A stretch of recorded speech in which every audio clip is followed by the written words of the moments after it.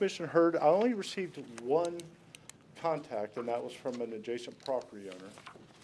And they asked whether or not they needed to be present if it's going to affect their property or not. And I said, no, not unless you have a problem with manufactured homes. And I should mention that most of the homes are a combination of stick-built homes and manufactured homes all along CCC Road. And there were no people for or against it at the meeting. And as tonight, the Megulars are unable to attend. So, moving on with the Planning Commission's decision, Frankie Williamson motioned to approve the special exception request with staff recommendations and including the proposed conditions. And Mr. Lavelle seconded that.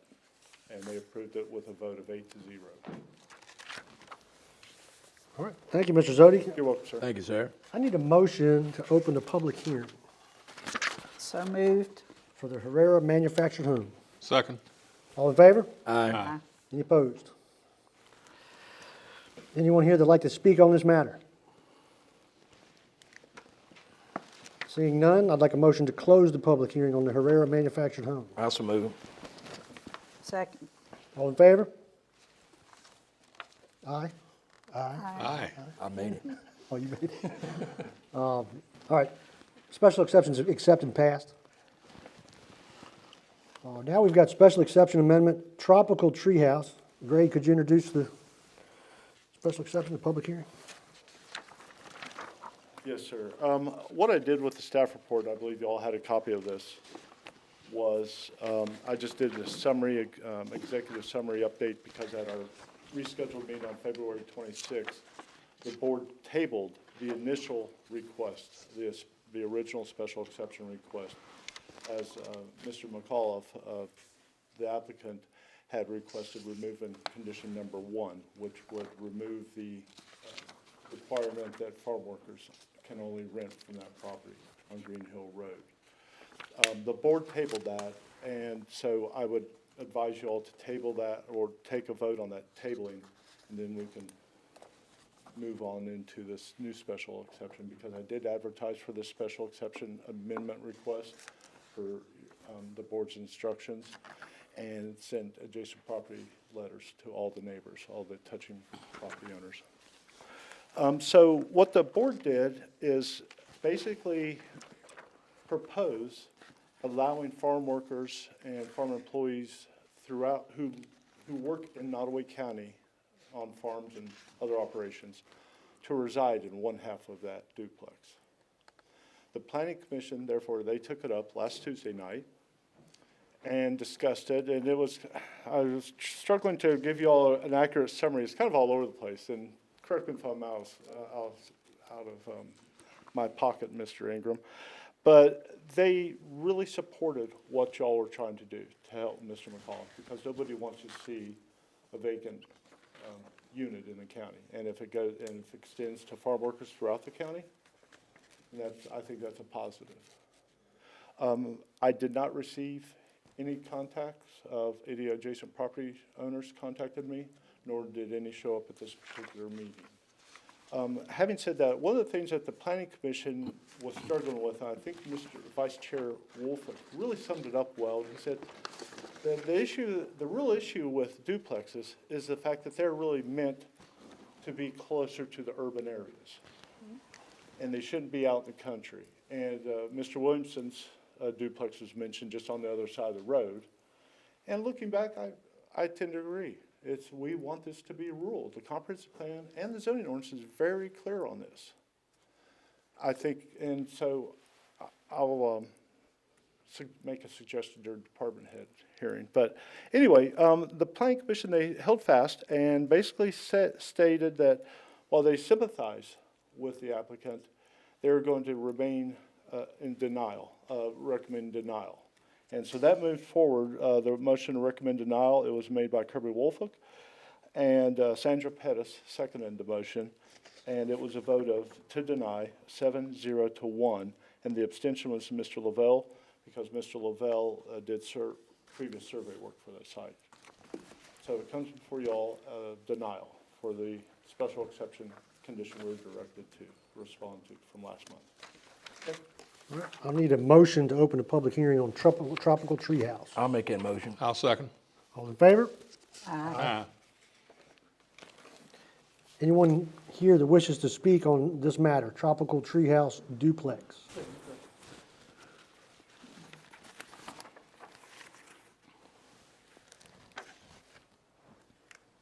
Good evening. Well, since the last meeting, I have contacted the adjacent owners of property and everybody that I've spoken with that's in favor has no opposition to the one side being for this year for a rental. The other side is occupied by the guest workers. And as I said at the last meeting, I'm not sure, excuse me, if we're going to need that second side next year for 100% guest workers, or the economy, our business will sort of lead that. If we need to bring more people, then we can't find local workers. I mean, that's the first objective, is always to hire here in Nottoway County, and that's the prerequisite to bringing anybody in. So anyway, that's nobody who is opposed to it that I have contacted. They are all happy that the way the development turned out, and that's about all I have, really. Okay. Thank you very much. Does anybody have any? Anybody, any questions? I asked my questions Tuesday night. Tuesday? Okay. Anyone else that wishes to speak on this matter, Tropical Treehouse? Seeing none, I'd like a motion to close the public hearing. So moved. Second. All in favor? Aye. I had the opportunity to talk to an adjacent landowner to Gene's property. Excuse me for calling you by your first name. Can't remember the last. Quincy Elder spoke to me today. He called me and he said that he didn't have any trouble whatsoever with allowing Tropical Tree to rent out half of that duplex. And I actually was surprised to hear that from Quincy. But he did state that through the process, they had been very informative to him. It was actually constructed as permitted for visa farm workers, and now they're gonna only need half of it. And trying to, as I said in the previous meeting, to keep the paveway down from other people wanting to do that and stop it, because as zoning says, it's not permitted in the county, and you was granted an exemption for your workers. It's already constructed. I wanted to know the board's idea, the rest of the members, of putting a restriction on it, that he has to occupy at least 50% with a visa worker, specific to his operation rather than abroad, throughout the county, and allow him to rent out the other half to occupy it for whatever period we decide that be from. Now, we can say he can do he said next year he may need it to the 100%. So at that point, he would only have to, should only do maybe a 30 or 6 month lease, 30-day lease or 6 months lease. But to keep it from coming down the road later, I think we should hold him to part of it, which we are, the 50%. But to say that he's got an empty, vacant duplex there isn't really necessarily fair to him, but it is what the county, the previous board told him he could do. And Mr. Ingram, I know you had thought about, if it was my project and I sincerely constructed it with the intent of a visa workers, and then later on found out that, hey, I don't need them, or either they inhibit it from coming, I'd hate to think that it's set there empty after I done spent tens of thousands of dollars in it. I think the Planning Commission kind of felt like what you said also, but they said this is what we voted to approve. And if you recall, well, you weren't on the board then, but I told them, I said, it's going to end up being a rental, and that's where it's end up. Mm-hmm. And I have a hard time. I'm sorry that the gentleman constructed this and then he didn't need the space, but he knew in advance that if it didn't need the space, he should have asked then. Yeah, I realize that, but I'm trying to side with him a little bit, just simply because he's a agricultural guy and so am I. And I don't think it was his full intent. I don't think it was none of his intent to start with to construct that thing besides what he said he was going to do with it. Now that he's done it, you know, plans change, and I don't know if we can put something there that we go back and look at it again in 3 years and allow for him only to rent out 50% of it. But we don't want to be a hindrance to nobody, but we want them to follow our zoning and ordinances at the same time. What is y'all's thought on it? I mean, he's a tax-paying citizen. He's got a really neat-looking place over there. I've been by it hundreds of times. He's generating income from Southside, Virginia, and splurging that all over throughout the whole state what he's selling. So I mean, it's not like he's got a 10 duplex sawmill over there and he's asking for a special exception to house 40 workers, you know, which Amelia County has a couple of them that they work on them sawmills. And what y'all's thought? My concern is who's gonna monitor this? Greg Zodi And and Nick? two, we're setting a precedent. And also, we have a planning commission that twice has denied it. And if we respect and trust in our planning commission, then we should vote, unless it's something outlandish.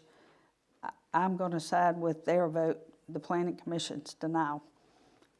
And I'm sorry the gentleman spent the money and this has happened, but we're setting a precedence, monitoring issue. And again, the biggest factor for me is the planning commission denied it, and we should uphold their decision. Let me ask you this, Ms. Norton. Just previous to this, we just had a special exception request to put a residence on 2.62 acres, I think is what it asked. In that area of the county is required 5 acres. We made them a special exception. The law says, the ordinance says 5 acres. We allowed them to do it on less than 5 acres. For circumstances unrelated to this, because the previous board said if the workers work there, and going forward, I totally understand where you're coming from, but that's the whole process of a special exception and the planning commission. It's a recommendation board to us that I got a great respect for, but at the same time, this man has spent a couple $100,000, and it's a neat looking place. It ain't no trashy place. And if we done this, we tabled this for a public hearing to see if anybody came to speak against it, and they did not. The adjacent landowners, other citizens of the county have not come and spoke against it. By not allowing this man to do it, I'm gonna be a vote to allow him to rent out the second half of it and keep the first half of it as his visa worker. And as far as putting restriction on the second half and letting other farm laborers throughout the county be able to rent it, I don't know what he's gonna ask for rent, but I know no farm worker is gonna be able to pay $1,200 or $1,500. That's better than 1 week's salary to live there. I asked that question last night. That was one of my questions. And it was $1,250. Is what his rent gonna be asked for. And Yeah, see, a farm worker can't pay here's the that. other thing I look at. Suppose next year he doesn't need any farm workers. Then he cannot, if he don't need any farm workers, he's in violation of the, He's already in violation of it. he is, well, only because, well, he don't have it rented out yet. But if next year he don't need any visa program workers, then half of it's gonna go unoccupied.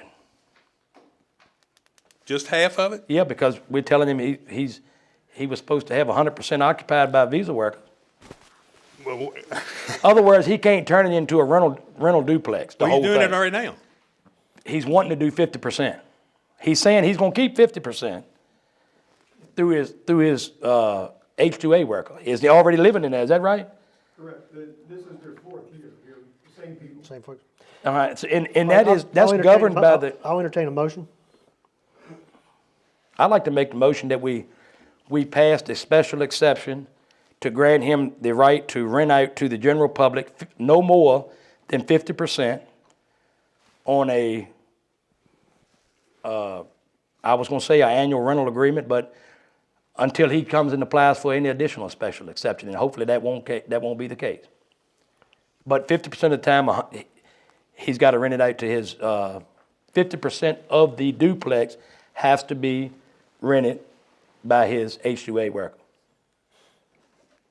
Anybody wish to second? No second, motion dies. Told you I'd do what I could for you, Gene. Planning commission decision, I guess, stands. We don't need to do anything further. No. That's right. Mr. Chairman, just point for clarification, because we're getting our staff involved, and there's something we need to think about. I just wanted to ask Mr. Toth, Bo, if you would, what is, when you define a farm worker, how do you? I said H-2A worker. Okay, but when you. That one goes time to we the was talking about- federal program to get them here. I got you. No more than 9.5 months out of 12 months out of the year, so he's automatically gonna There's sit, actually a car, there's, you know, Right, proof. I got you. yeah. It's just hard to police that, as Ms. Norton was bringing up, it really is hard. The to police federal government, the state government does a great job doing it. They actually send people like 4 or 5 times while he's here, from the department, while he's on the job, while he's in his housing, to inspect it and be sure nobody else is there. They Gotcha. take care of that. Okay, that was just a learning curve for me, They thank you. still got funding for that? Maybe. Absolutely. Elon hadn't gotten that yet. I said, hey, by the way, the current administration extended to H-2A workers, as long as they're not gotten any trouble whatsoever, 1 month out of the whole year. So Go keep Elon. that in mind too. Thank All you. right, we're gonna go to E3. And Greg, I'd like you to introduce this planning and zoning application fees increase. Yes, sir. I have to do this so delicately. My 3 years here, one thing I've noticed that's been really glaring is the fact that we don't charge for the services that we do in planning and zoning. And so what I did with the board's blessing from a work session, I believe, a couple of months ago, was I basically surveyed all of our adjacent localities and went a little bit beyond that to include Buckingham. But what I brought y'all last month was sort of a spreadsheet that showed all the other localities. And you guys had come back for a public hearing. So what I have in front of you are the comparative fee schedules. And what I'm really doing is basically charging people for the time it takes staff to produce these, or to review and approve for zoning permits, for zoning compliance letters, for DMV letters, for zoning permit for a business license, home occupation permit, zoning, just basically putting a fee on zoning permits is one.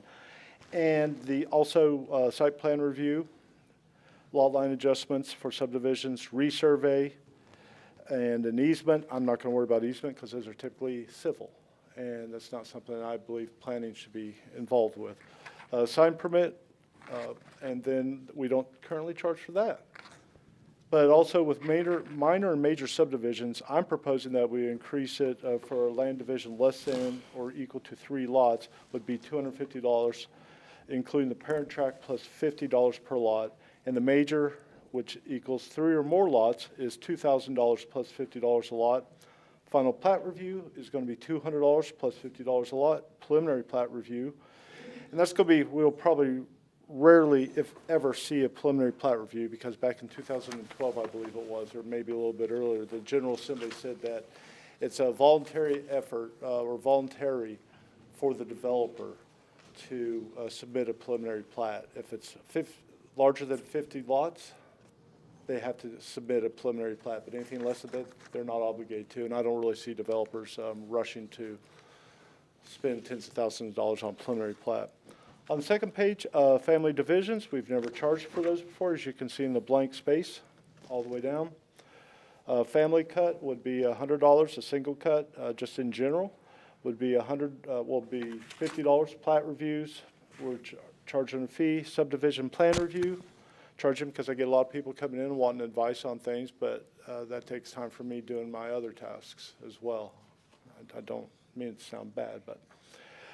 Cell tower co-location is $1,500. We currently don't have any language in our zoning ordinance regarding extra charges for cell towers coming in, and a co-location, I think, would warrant that. And a new location would be $3,500, and this is based on what adjacent localities are doing as well. And then you can just go down the list: manufactured home parks, comp plan amendment. And I really based it a lot on Cumberland County and Dinwiddie County and their prices as well. Cumberland, very rural, but I think they're getting money for the work that they are doing. And so they can focus on doing work for all taxpayers. That's what I'm trying to do with the zoning ordinance revision, so.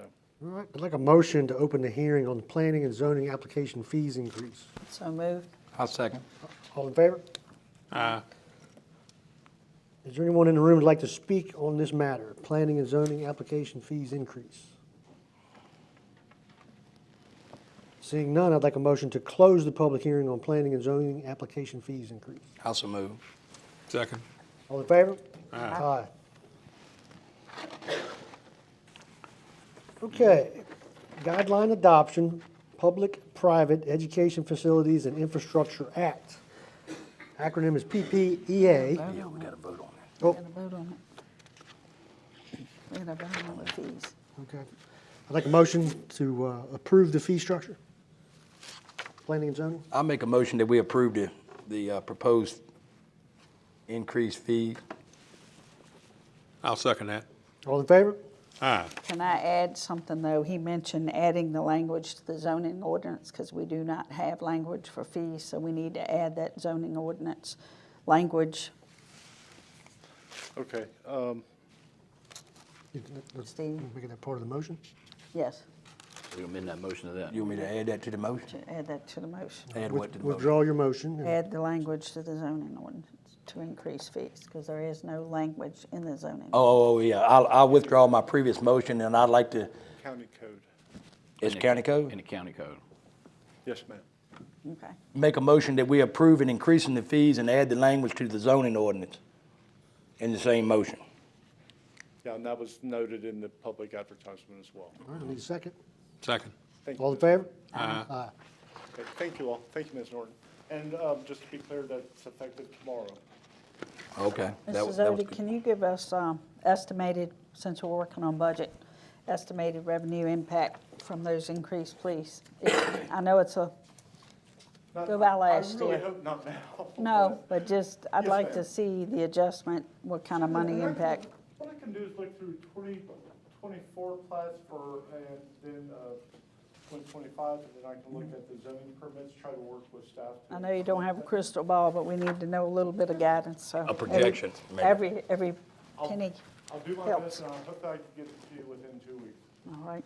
All right, thank you. Thank you. Mr. Bowen, do you want to introduce this guideline, Adoption Public-Private Yes, Education yes. Facilities Infrastructure Act? Yes, sir, Mr. Chairman. Mr. Chairman and board members and the public, we are at a point where, as you know, we have a court order to build a courthouse that meets code, and I think that code is 800 and some pages, maybe more.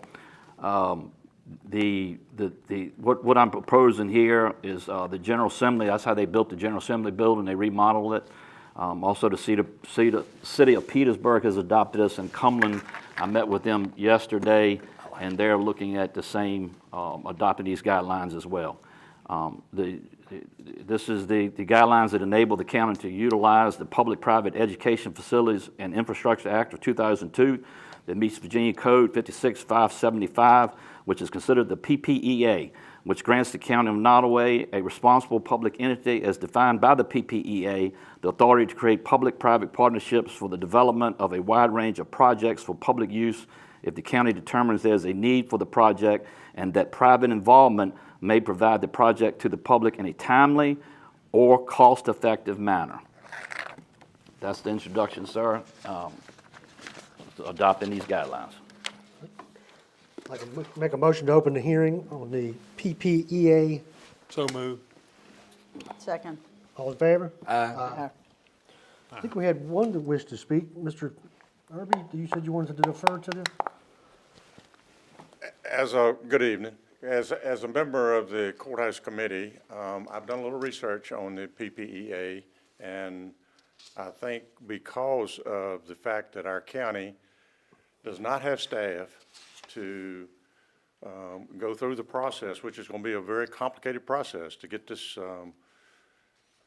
plan together and a set of blueprints to give somebody to go to work, that this PPEA would allow us to use a professional group to put together everything from start to end.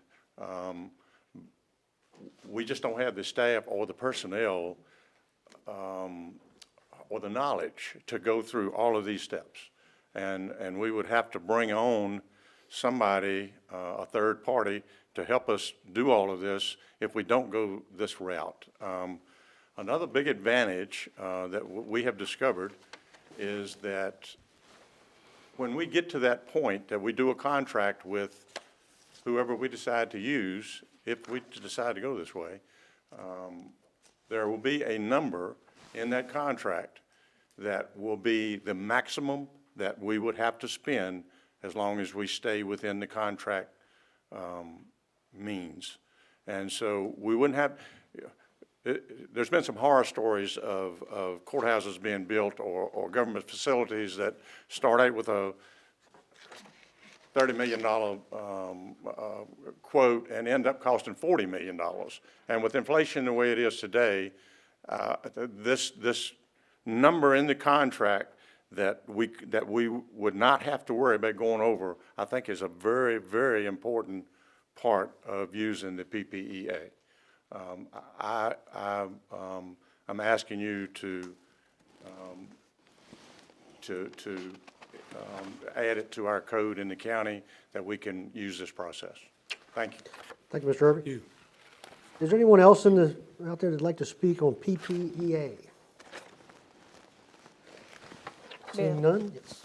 I'd like to add, on page 5 of this proposal, it states in G, the individual responsible to receive proposals in response to inquiries will be the county administrator. That individual assigned responsibility of receiving proposals under the PPEA, also to respond to all inquiries as well as hold informational meetings and to ensure fair treatment of all who submit proposals. Even though we have a committee, the responsibility would be that of Mr. Bowen. I think we got to close the public delegation Just first. want to note that. But we're going to discuss it in a minute. I don't see anyone else wants to speak. Can I have a motion to close delegations I'll from the make that public? motion. I'll second it. All in favor? Aye. Any further board discussion? We could talk a little bit about the time of this, Steve. Yeah, that's, So what, we've adopted this. What's next? So we have to Keeping in have, mind that July 1st, the judge's order goes into effect. we've got to move to adopt it first though, don't we? so we've got it adopted, and then, I'm gonna refer to our legal counsel, because I've been told sometimes this thing has got a court order, so I got to know when to talk and when to shut up, okay? And so she's been helping me with that. So the timeline, we have to have some sort of proposal to Judge Chiefy and his attorney by July 5th.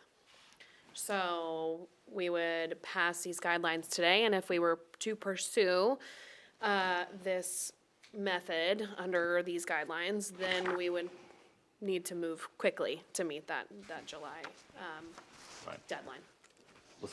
Through some discussions, we're hoping to start the design process maybe in October, November of this year. That's correct, That's- yeah. that's a possibility. So after these guidelines, if we choose to go this route, companies can submit proposals to us if they so choose, and the county has the right to look at them and choose to move forward if they so desire. Any further discussion? I just want the public to know that we have gone into this with a lot of forethought. We have been researching, reviewing. It's a more streamlined process that allows us to get answers from subject matter experts and be able to move forward in a more expedient manner, that we will be able to meet the order. I'd like a motion to approve the use of a PPEA in the construction of and renovation of Nottoway's Courthouse complex. I so move. I'll second. All in favor? Aye. Motion passed.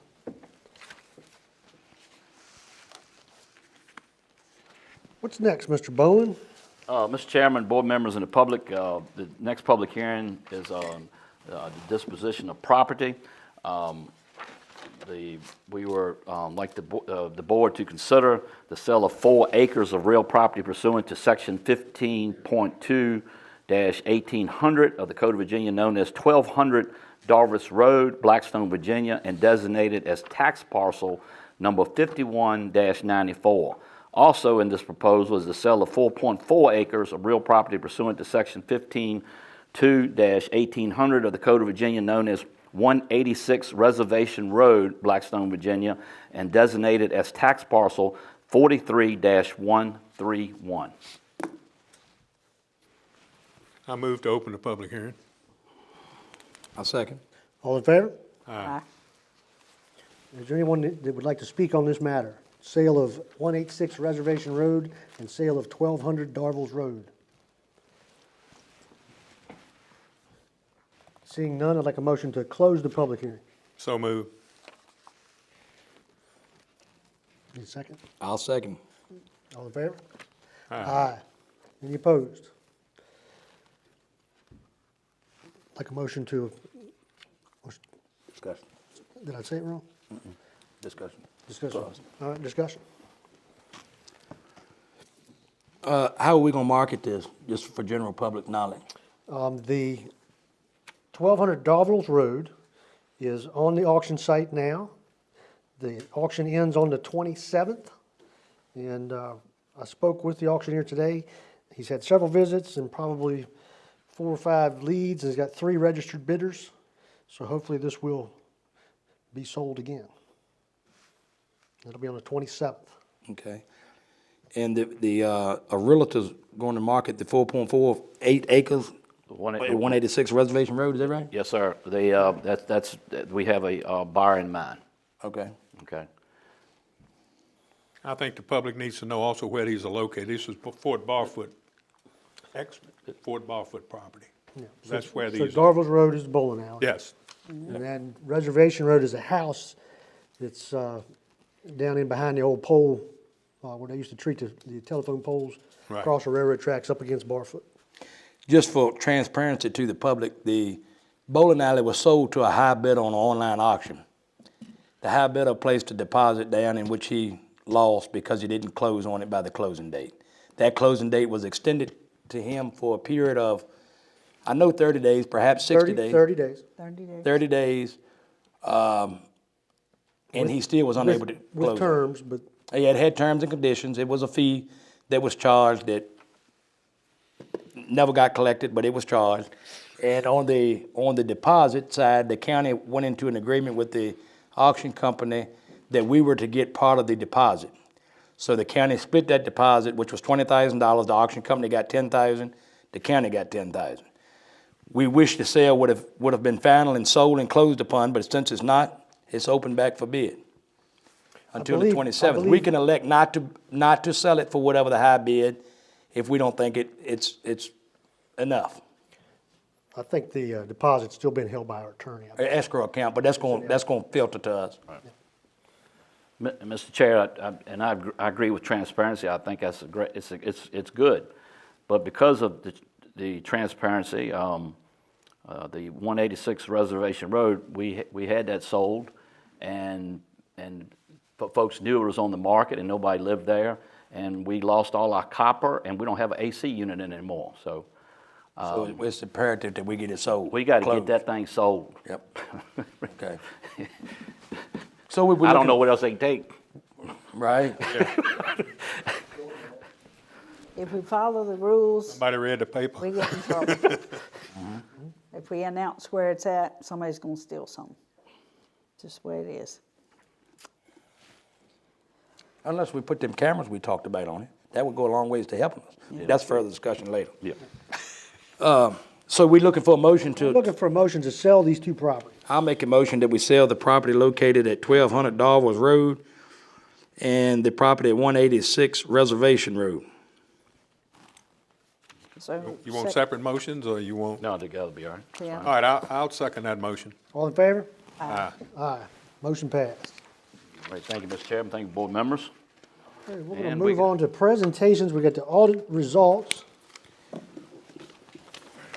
This is Robinson, former Cox and Associates. Jay, thank you Good for coming. Yeah. Thank you for coming. My name is Jay. I'm a partner with Robinson Farmer Cox, and I was partner in charge of the audit of County of Nottoway. A lot of things I have to discuss and go over, and I do move quickly, so I've given everybody copies of my notes. Hopefully you have them. But of course, at any point, you can ask me to stop, and I'll try to clarify any questions that you might have. Start on page 1, which is the audit opinion. we're giving the county what's called an unmodified audit opinion, which means that these financial statements are materially correct. Going on to page 10, this is Exhibit 1. Again, I have to talk about these exhibits, but Exhibit 1 and 2 aren't the best for the board to see or the county, but these are the balance sheet. Exhibit 1's a balance sheet for the county on an accrual basis. This includes adjustments done by the state with VRS and OPEB and some other things. Again, many things that's outside the control of this board. But just to show that in Exhibit 1, the total net position for the primary government was $33.4 million at the end of the fiscal year, which was a decrease of about $4.4 million. And then page 11, which is Exhibit 2, this is the income statement on the accrual basis, again with those adjustments done by the state. Shows the primary government had a change in net position of a loss of about $4.4 million. Now page 12, which is Exhibit 3, this is a little bit more county has control of. This is the county's balance sheet on a modified accrual basis, which shows the fund balance at the end of the year of $22.2 million, which is compared to $26.3 million at the prior year, so a decrease of about $4.1 million. And unassigned fund balance at the end of the fiscal year was $16.5 million. Cash at the end, cash and cash equivalents at the end of the fiscal year was $17.6 million, and of this, there was about $2 million that was associated with ARPA. Page 14, which is Exhibit 5, this is the county's income statement on a modified accrual basis. Again, does show a loss of what I discussed earlier, but the revenue of $20 million, which is pretty much in line with the prior year. Page 34, I think this is a very important note for the board to see and for the citizens. This is long-term debt of the county. It's good for the board to see for planning purposes. Unless the landfill liability, which is kind of an accrual liability, or an actuarial liability, excuse me, the county only has about $96,000 in long-term debt at the end of the fiscal year. And the school board had about $665,000 in long-term debt. I audited about 10 counties, localities, and you all are probably the best when it comes to debt at this point. Let's look at it next year and see if we can say the same Yeah, thing. we'll see you next year. All right. Just for the board to see, page 117, Exhibit 35, this is the school board's balance sheet. And page 118, Exhibit 36, is the school board's income statement. It does show the county contributed to the schools $6.8 million for the fiscal year. I think this gets into the meat and potatoes of the audit report. I think this is what I'm about to talk about. It's the best thing for the county, citizens, and for the board to look at. Starting on page 124, Schedule 1. This is the revenue of the county compared to the budget compared to what actually happened. And then on 127 down at the bottom, you can see that the county budgeted for revenues of $19.3 million, but received just about $20 million, so about a $700,000 increase more than you budgeted for, which is very close. Most counties actually fluctuate by millions, so you guys are pretty good. Page 133, this is Schedule 2. This is your expenditures. You all budgeted for $26.3 million, but spent $25.3 million, so you're off by $1 million in the positive way. That's good. Page 144, I just have to discuss this. This is our auditor's report on controls. I do have one finding to discuss, and I'll discuss that in a little bit. And page 146, this is our auditor's report on major programs. These are federal programs. I did have one finding to report, and I'll discuss that in a second. Page 149, this is your schedule of expenditures for federal awards called the CFA. This is your entire federal expenditures for the fiscal year 2024, essentially the money from the federal government that you received in fiscal year 2024, and that was $9.9 million. Page 152, this is where I start on the schedule of findings and question costs. We audited 4 major programs for the county, federal programs. And again, page 153 discusses the material weaknesses that we gave. And it had to do with proposed journal entries. We had to propose approximately 30 journal entries. So we gave a finding regarding internal controls on that. Page 154, this is where I discuss the federal award findings. I do have one finding which I discussed. It was the ARPA report. It may seem a little frivolous, but it is, there's a line there. The ARPA report was due April 30th, but wasn't filed until May 2nd. I do have some management letter comments. You have my management report. These are things that I don't feel that needs to be included as a material weakness, but I think things that the county can do better. The first one I'd like to discuss is cash, the timing of the cash reconciliations. When I found during the audit that the reconciliation wasn't being done on a timely manner, it's my recommendation that cash be reconciled at least by the middle of the next month. It's a key factor in finding things like, possible fraud or errors or misstatement. I think it's very, very important that the cash be reconciled in a timely manner. My second recommendation discusses transfers between the county and the component units, specifically the school board. One side had one amount, another side had another. I recommend that county personnel and school personnel come together at least quarterly to ensure that their records match each other when it comes to transfers. And finally, I do have a discussion about budget amendments.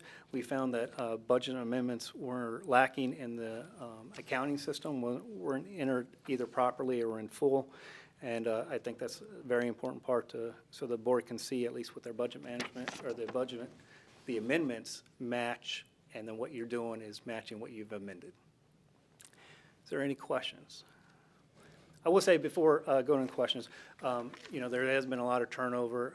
I think the staff has worked very, very hard. I know it's March, and I usually have to come in January to do these things, so we are behind. But I think the staff, what they were working with, did an exceptional job. Appreciate that. Staff had his hands full. They did. We all know that. And I would like to clarify, as I did last year, this is a audit of statement of financial condition, correct? It's your audited financial reports. These are your financials as of that date. And what they're doing is looking at all our financial reports and data. It doesn't necessarily mean that the data is correct or was entered correct, but you're using the data that you have from our system to prepare the audit. I am giving an opinion that these financial statements are materially correct. But for layman's terms, you didn't look at no bank statements. Yes, I did. You did look at bank statements? Okay, so there you go. And you looked at expenditure entries and reports from the state that are outside of the county that Okay. we receive from them to match, and from federal government. procurement. Yes, it's part of Okay. it. Can you speak to where the $4 million extra expense was? No, there wasn't, you mean from the The state? fund balance, the decrease in the fund balance. Well, that's from actuarial changes done at the state level.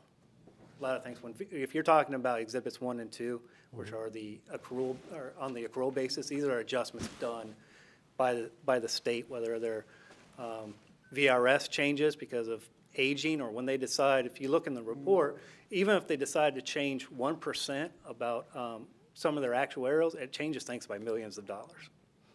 That's why I usually go to boards and say, this isn't the best reports to look at to see how healthy exhibit 1 and 2, of how the county's doing. Because So it's fair to say it's a full-blown audit. You looked at the bank statements, you looked at your journal entries. This was an audit. If it would have been somebody, say, embezzling some money, you'd have picked up on it right away. I would hope so. Or by yes. now. Yeah, we would hope, yeah. By now. Yeah. Now, there's a lawyer in the room, so I have to act kind of like as a lawyer as well. Our audit procedures aren't there necessarily to find fraud. It's there to audit where your the money financial goes. statements. Yeah. So you said you'd like page 34 for us to, I believe that's the one. Yes. So this discusses your long-term obligations. Again, if you look at these things, compensated absences, these are just leave that people haven't used yet, so you kind of move that out of the way. Net OPEB liabilities, again, these are those things at the state level. The landfill closure that I discussed about, those have to do with, that's more of an actuarial liability to when the landfill's going to get closed. And these lease liabilities, these are just payments that you need to make on your leases for copiers and whatnot. If you remove all that, which I I think a citizen would probably remove that to look at how healthy the county is. You only have notes payable of $96,075. Is that balanced? I'm sorry, You what? said the $96,075, is that notes payable, is that annual payments or is that the balance? No, that's the balance at the end of the year. It's gonna change dramatically. Yes, it is. Like I said, see us next year. And also to clarify for the public, these large numbers include what we refer to as pass-through money. It's state funds, it's federal funds, all those monies that pass through our county. It's Yeah, not- so Schedules 1 really shows you how much state and federal money you receive. That's why I said that's a very good schedule to look at. We can look real quickly when I get over to that schedule about how much state funds that the actual county received. So if you go to page 125, this is Schedule 1, page 2 of 6. Down at the bottom of that page, it says total revenue from the Commonwealth, about 4.9 million. And this is just for the general fund itself. And then if you go over to the next page, page 3 of 6, near the top, it says revenue from the federal government, again, for the general fund, 1.469 million. Page what? What was that? I'm sorry. Page 126, right at the top, or near the top third. Total revenue from the federal government for the general fund was 1.469 million.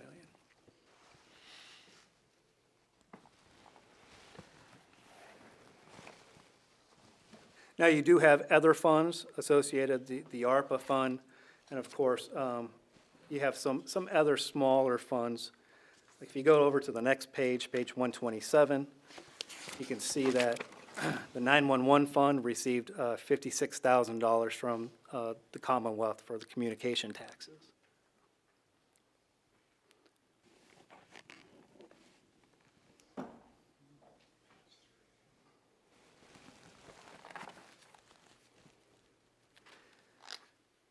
And then you'll see on the next page, page 128, which is the school side, how much more they receive. They receive a lot from, obviously, the Commonwealth and from the federal government. Page 128, they received almost 20 million from the Commonwealth for state funds in their operating fund, and about 6 million from the federal government in their operating fund. What would create that $1.5 million difference? That's just what they thought they were going to receive and then what they did receive? That's correct. That's what you budgeted for and what was actually received.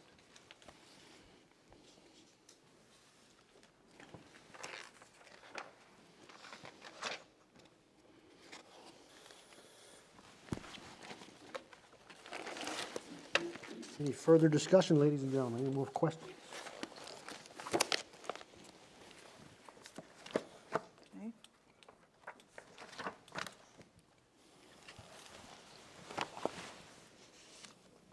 Mr. Chairman, when you look at Jay's notes, and I appreciate it on note 4, he's talking about page 12. I just want to, when we were having meetings with the finance committee and board members were coming to the office on the whiteboard, we didn't know we didn't know what was a good number, and the number we chose after much discussions was 16 million. And you look, unassigned fund balance is about 16.5. So when we developed that FY25 budget, we used the number 16 million. Do you all remember that? Yeah, Yes, sir. oh, yeah. I do. So we were close. And I think this would be an appropriate time. He's reiterated that our staff, Mr. Bowen's staff, especially Logan Presley, has done a phenomenal job working on this. She And got thrown they into really the have. fire, Right. and she has done a phenomenal job. And Jay has gone one step further. He's helped us find some training that he thought could really benefit her and some of our staff, and I appreciate you doing that too. And we've signed her up for that. She told me today. Yeah, she's very happy about it. Thank you. Yeah, those folks have worked real, I mean, they were thrown into a right difficult situation. And they've worked to overcome it. And, they're continuing to work, but they've gotten way ahead of where we were. Yeah, hopefully we'll get this earlier next year, right? I hope so too. Yeah, that's the plan. All right, Jay, I'd like to thank you for your Thank you presentation. so much. Yep, Yes, thank you, What you sir. did for us. Appreciate it.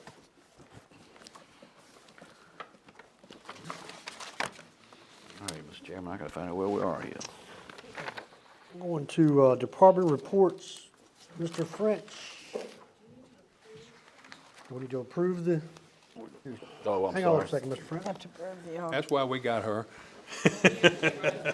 Do we actually approve it or we just accept it?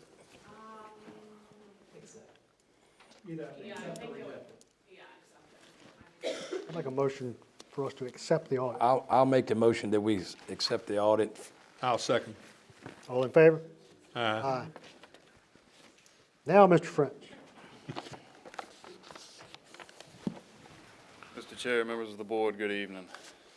I'm afraid we spoke something into existence at last month's meeting. I got an email last Friday regarding the 46 bridge replacement project. Oh, no, you Did didn't. not bear good news. Believe it? Yeah, the opening has been delayed until July at this time. The main issue cited being our successive winter storms. They lost a lot of time dealing with that snow and everything through January, and some miscalculations in their task durations. Now, when I say that, it's not that the contractor's working inefficiently or poorly, just some of the things that they estimated would take a certain amount of time. They're taking longer than they thought they would, but we're getting good performance from the contractor. It's not a performance issue. They're working to get it done as quickly as possible. We're having some flexibility with them to expedite the project. The plan originally was for them to do the deck pours one at a time. Now we're going to let them pour deck spans concurrently. That'll speed things up a little bit. But right now we are looking at July for an opening on that project. We have made some improvements to Jonesboro Road in the meantime with, even before the expected extension in the duration. We did go out and make some improvements to Jonesboro to help to keep that detour route in good shape. The 723 and 460 R-Cut project is still on schedule to begin construction early May. There is a period of time where we're going to have a detour on that project as well. I looked at that route myself today, and it's in pretty good shape. That is a much shorter duration than what we've got on the earlier mentioned project. If you've seen in your local publication this week, there has been a willingness for a public hearing ad posted for a sidewalk project coming in Crew. This is some funding that we got across the entire Richmond district for new sidewalk locations. We're doing some in all of the counties in the residency and across the entire district. This section is going to run on the south side of 460 and Crew from the Railroad Museum roughly to the Hardys. It'll connect to the existing sidewalk. This afternoon I attended a pre-construction meeting for our asphalt paving contract that is coming to the residency this season.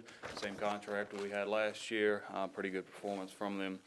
They expect to mobilize into the residency the second week of April. They didn't specify which county. It may be as early as 3 weeks. We have some asphalt paving going on in the county. And just a reminder, they have sections on the southern part of 723 that they'll be paving, and on a section of the northern part of 360 in the county through this season. The mile marker signs on 360 and 460 are now complete. We'll be sharing, what we did is when we installed every single one of those signs, we wrote the coordinates down. So we'll take and share those coordinates, and they'll be integrated into the GIS system for mapping, so anybody on the GIS system will be able to pull up and know exactly where those coordinates are. It'll integrate to 911 and EMS systems as well. Talked with our crew at Nottoway about the pipe replacement on Ridge Road, and got that solidified in the schedule to take place during the week of Kinston Forest spring break. That is April 14th to 18th. May see some delays on Ridge Road while we get that little pipe replaced. Been working on Chute Road as well. School bus stop ahead signs. There are several bus stops there where we are going to go ahead and install those signs. Good. Had maintenance review it for any site distance improvements. Going to do some tree trimming out there as well. There is some debris from the storms out there that's gonna be picked up in relatively short order as well, and we are gonna post speed limit signs as well. It's a statutory 55-mile-an-hour road. We're gonna go ahead and I'll post speed limit signs on each end, just so the public is aware of the speed limit, and if, you know, in the case of enforcement, nobody can say they didn't know what the speed limit was. We are still catching up on potholes and debris from all the terrible winter You that have we had. more. So, oh yeah, they are just steady rolling in. I went to Farmville yesterday, and they've got trees all the way down 460. Yep, it's a pretty big lift we're experiencing now, and it's not just here. It's across more or less this entire region. We're dealing with nothing but potholes and cleaning up debris. So, please be patient with us. We're seeing an unprecedented amount of work orders coming in on a daily basis. And last but not least, I will be doing a presentation for the secondary 6-year plan at the next meeting. So, looking forward to meeting on that. And I think we have it that earlier before the meeting, we'll do a work session before the meeting. Yes, so it'll be sir. like 6:30. So I'll send y'all reminders on that. The meeting at 6:30, then the regular meeting will start at 7 o'clock, Mr. Chairman. Yes, so we'll do the work session before and then have the public hearing. I'll do a presentation and then open it public hearing. I've just got to do basically the same presentation that I'm gonna give the board in the work session, just a little bit more formal. I've got to go through and read the dollar amounts dedicated to every project just for public transparency. But on the secondary 6-year plan, I did miss one of my items. We are going to begin construction on Crystal Lake Road, more than likely late April, early May as well. That project is already in the plan, fully funded. Okay. Any questions from the board this evening? I see y'all been doing some spot paving on West Courthouse. Thank you. There's a resident on 614, and I think at Cellar Creek Road that saw some markings on the road, thinking it could have been from the state or could have been from Fabric Optic. They was worried about their land. They said they didn't know if that was coming on their land, if those markings had anything to do with it. I can't remember the block that it was in, but it's about down Cellar Creek, I would say three miles from 460. And they just wanted to know if what was happening there. You know, you see these orange, I guess they're measurement marks is what they are. But I think that road 614 is probably 20 foot from center of the pavement that the state owned. You'd have It's to probably either look. 20 Oh, 20 or 15, it may Yeah. be prescriptive road. Right, okay. So maybe if we can get that answered for them, that would be good by, at the next meeting. Yes, sir. I'll check with my maintenance crew, see if they've got any work planned out there. There's no excavation work that I'm aware of that we'd be doing out there, no pipe replacements that we'd be marking utilities for. We do have work ongoing on utilities, fiber optic installations in the county, I know, so. And that could be very well what it is. It- Do they mark the road sometime? Yes, sir. Yeah, that's probably what it is. But they should be in VDOT right away, and if they're on private property, then without consent of the private property. If the marking's on the tar road, Yes. and even if it is 15 foot, they'd be on VDOT right away. Yes. Right, okay. But no actual disturbance has taken place yet? No. Okay. That's correct. I'll see what I can find out. Next thing is, a citizen brought to my attention the problem over here behind our health department building. Some ditching going on over there as far as erosion. They say it's really bad, the pipe is sunk in, and they seem to think it's coming from the waterway coming down the ditch line. It's a big culvert pipe over there. That might be something you want to get somebody to check into. I told them I'd ask you about it. Other than that, I too am very appreciative of the pothole filling. Y'all been doing an incredible job. Thank you, thank you. Are you talking about right here across the street? Yeah, at the EOC. Y'all did some work the other day. It was some washing going on there underneath the pavement right there. But we got to really take a look at that. It's destroying some of the property below us, and I'm not exactly sure what they've done right out there. But we may have to have more conversations about that, Aaron. But They may have to get the water and soil conservation involved with it. They well, could help we like did, all and that. they said it was that we did. That was the first step. okay. And they said it was VDOT's water, but I don't know if VDOT thinks that's their water or not. Well, they both state owned, so who owns the water? State, right? A drought, everybody will want it. Yes. But anyway, Thank you, sir. So you was aware of that, Mr. Bowen? I didn't know So- that. Okay, good. Sir, You talked about it a couple of years ago. I did. I was planning to go ahead and destroy that, what's that stuff called? Kudzu. Kudzu. But somebody told me don't destroy it because it might be safe, keeping everything from washing. When I looked at it, I'm surprised it's eroding away that it is with the kudzu in it. That's I've some got some kudzu- invasive stuff, man, that Yes, I've kudzu. got it on a piece of property that I own, and it is very. Sheep and cattle love it. Consider fencing it in and grazing it. They really do. They'll take care of it. They'll kill it. Thank you. Y'all have a good evening. Thank you, sir. See Mr. Easter, anything on solid waste, Steve? Nothing, not dramatic. I got some, old equipment I gotta find out if we surplused it. I said, there's a good chance that we got some equipment down there that we can get rid of and surplus it and sell it. We need to do that. Stuff sitting in sheds and things? Yeah, that's right. And then the landfill, we was talking about, was it $42 a ton going to 55? I'm setting up a meeting, and I think, Mr. Chairman, you and the Vice Chair, Andrew's helping me set that meeting up. If we do go up on that $55, it will affect the town of Burkeville, so we need to have some conversations how. So, we had our report from TRC at our work session, just so the citizens understand what we're talking about. This was a report that was ordered by the previous board in August of '23, I think. Something like that. So this is TRC, and what they did for us was compare what we're doing now, which is hauling garbage to our landfill. We're spending about $42 a ton. It's costing us $72 a ton. Amelia charges $80 a ton to receive trash. So there's some things we're gonna just start looking, trying to close that disparity between 42 and 72. We recognize that handling our citizens' trash is part of your taxes and it's part of the service we provide, but we do feel like we need to narrow that gap a little bit. And so we're gonna be looking at commercial tonnage.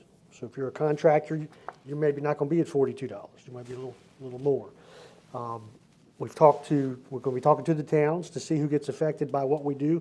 We wanna try to have a lot of public conversations so that everybody understands that, our landfill is a service to the community, but we don't necessarily need to leave dollars there as opposed to trying to work it to at least break even. The landfill has fixed costs because of those big machines out there. Those are leased. We're entertaining whether we should purchase those and get off the leases and see if that makes sense. Then, the maintenance is yours, so we have to decide that. So you'll see this is probably gonna go on for the next couple of months. Oh, yeah. Us talking about this, just trying to close that gap so we could use that money, that little bit of loss, so we could use that somewhere else. Sir. All right, that's all on that. All right, Mr. Bowles, did you, building inspections, you're here? Would you like to come up and speak? Yes, sir, please. Okay.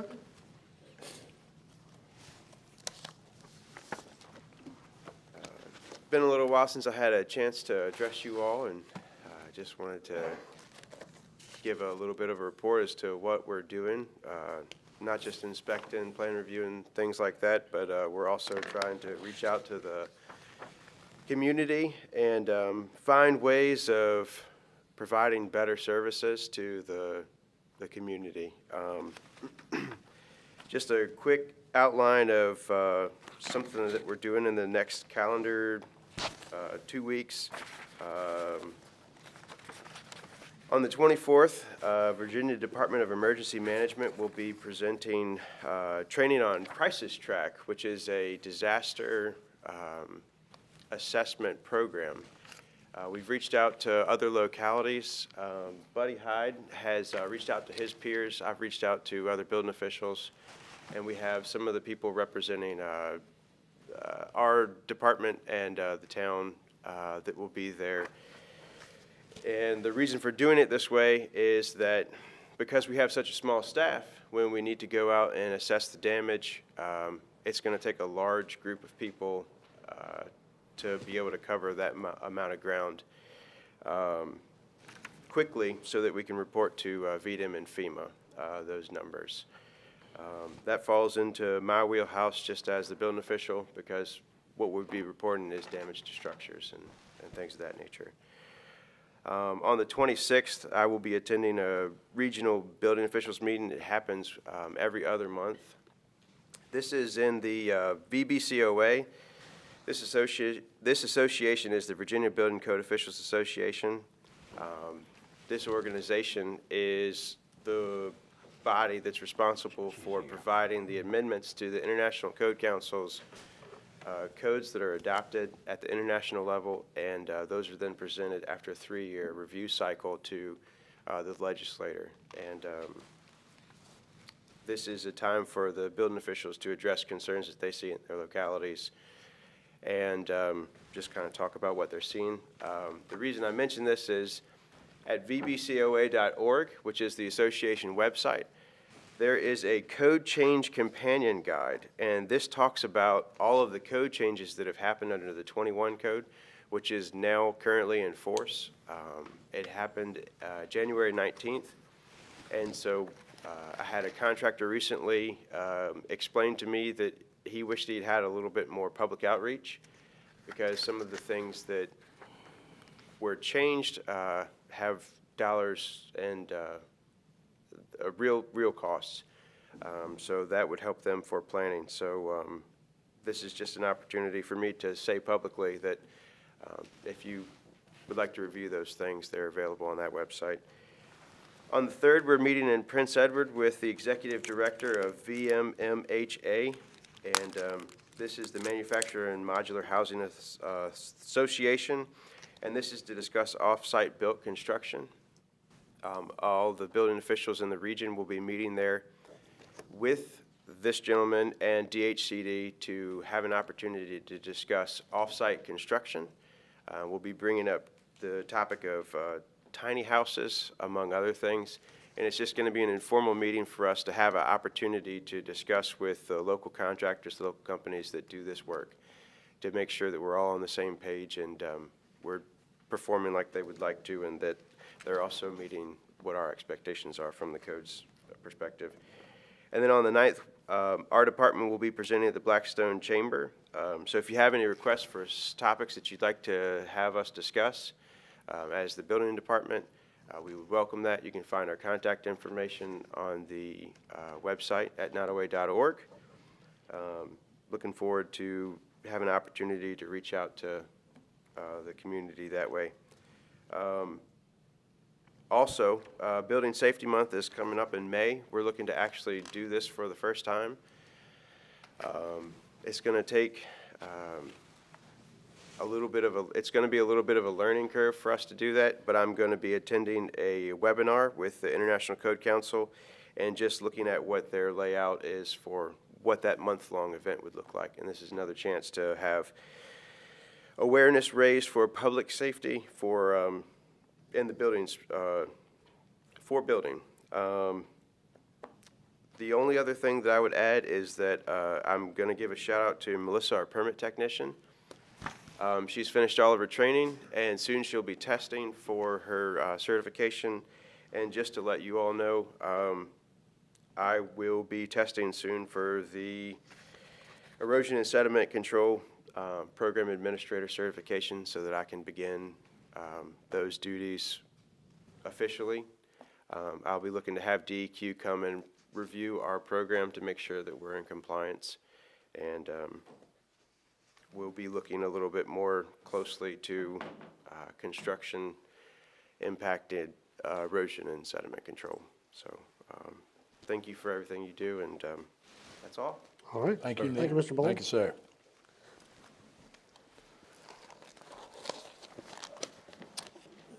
Animal Control, she's not here, I believe. No report. Piedmont Health District, Nottoway County Library.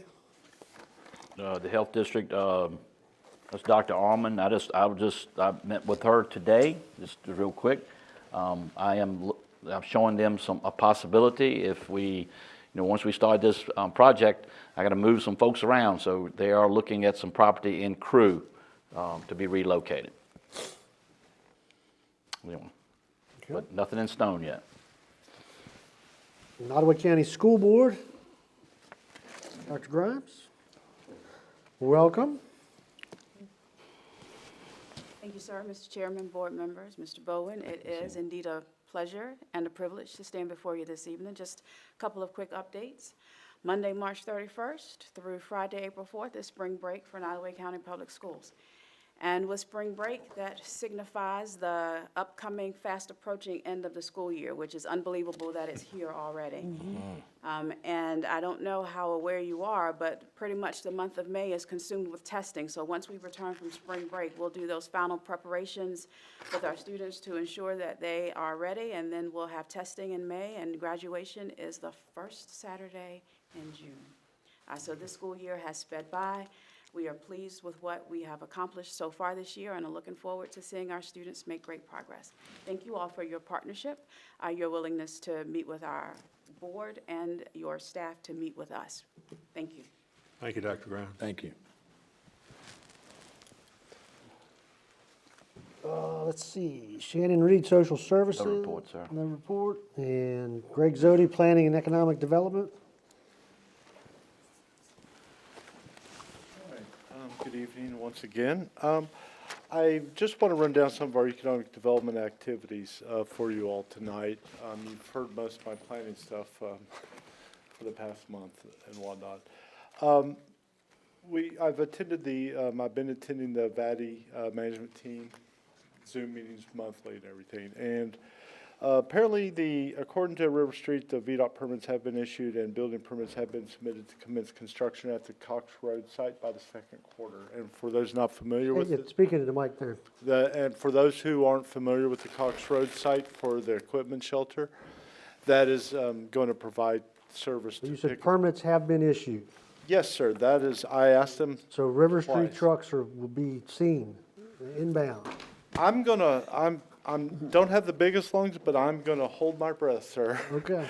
I also attended the Karma meeting. I'm not sure if y'all are familiar with Karma. That's the Capital Area Regional Military Allegiance of Virginia.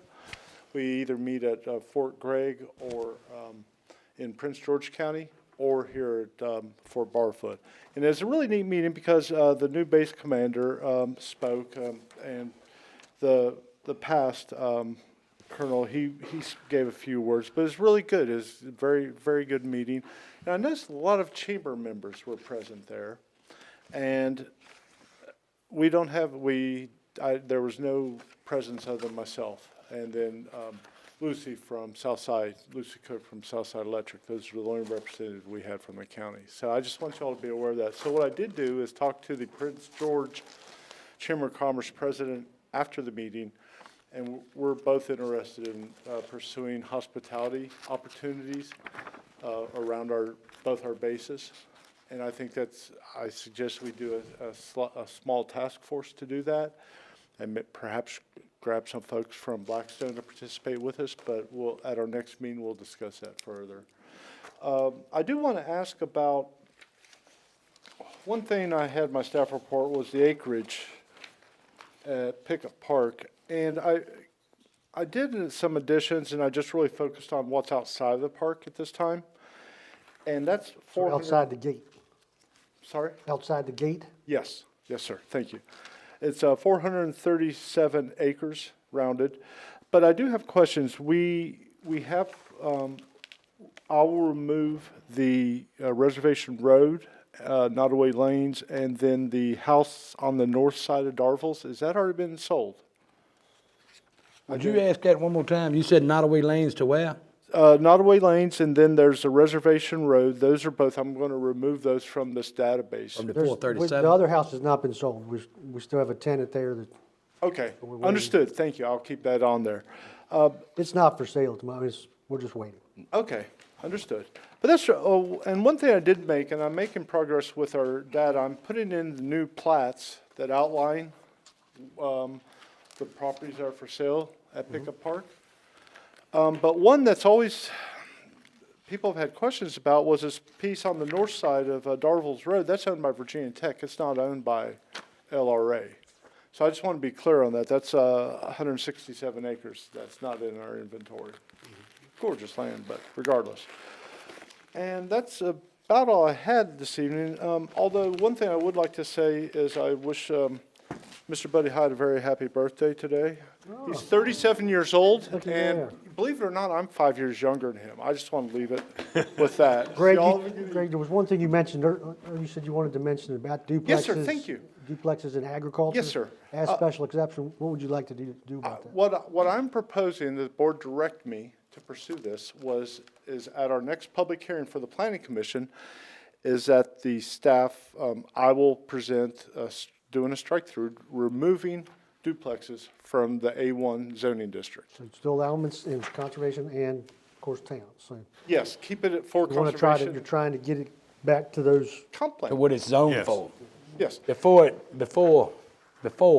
And lastly, I do want to request that also on the same night, to allow me to amend all of our zoning districts so we can allow government facilities in those. We don't have any government facility use. We have schools, churches, but nothing on government. So I think we should put it in there, and I can find a good definition for that. Very, very last thing. The sign agreement, I had a member of the public reach out to me about a week ago regarding battery energy storage facilities.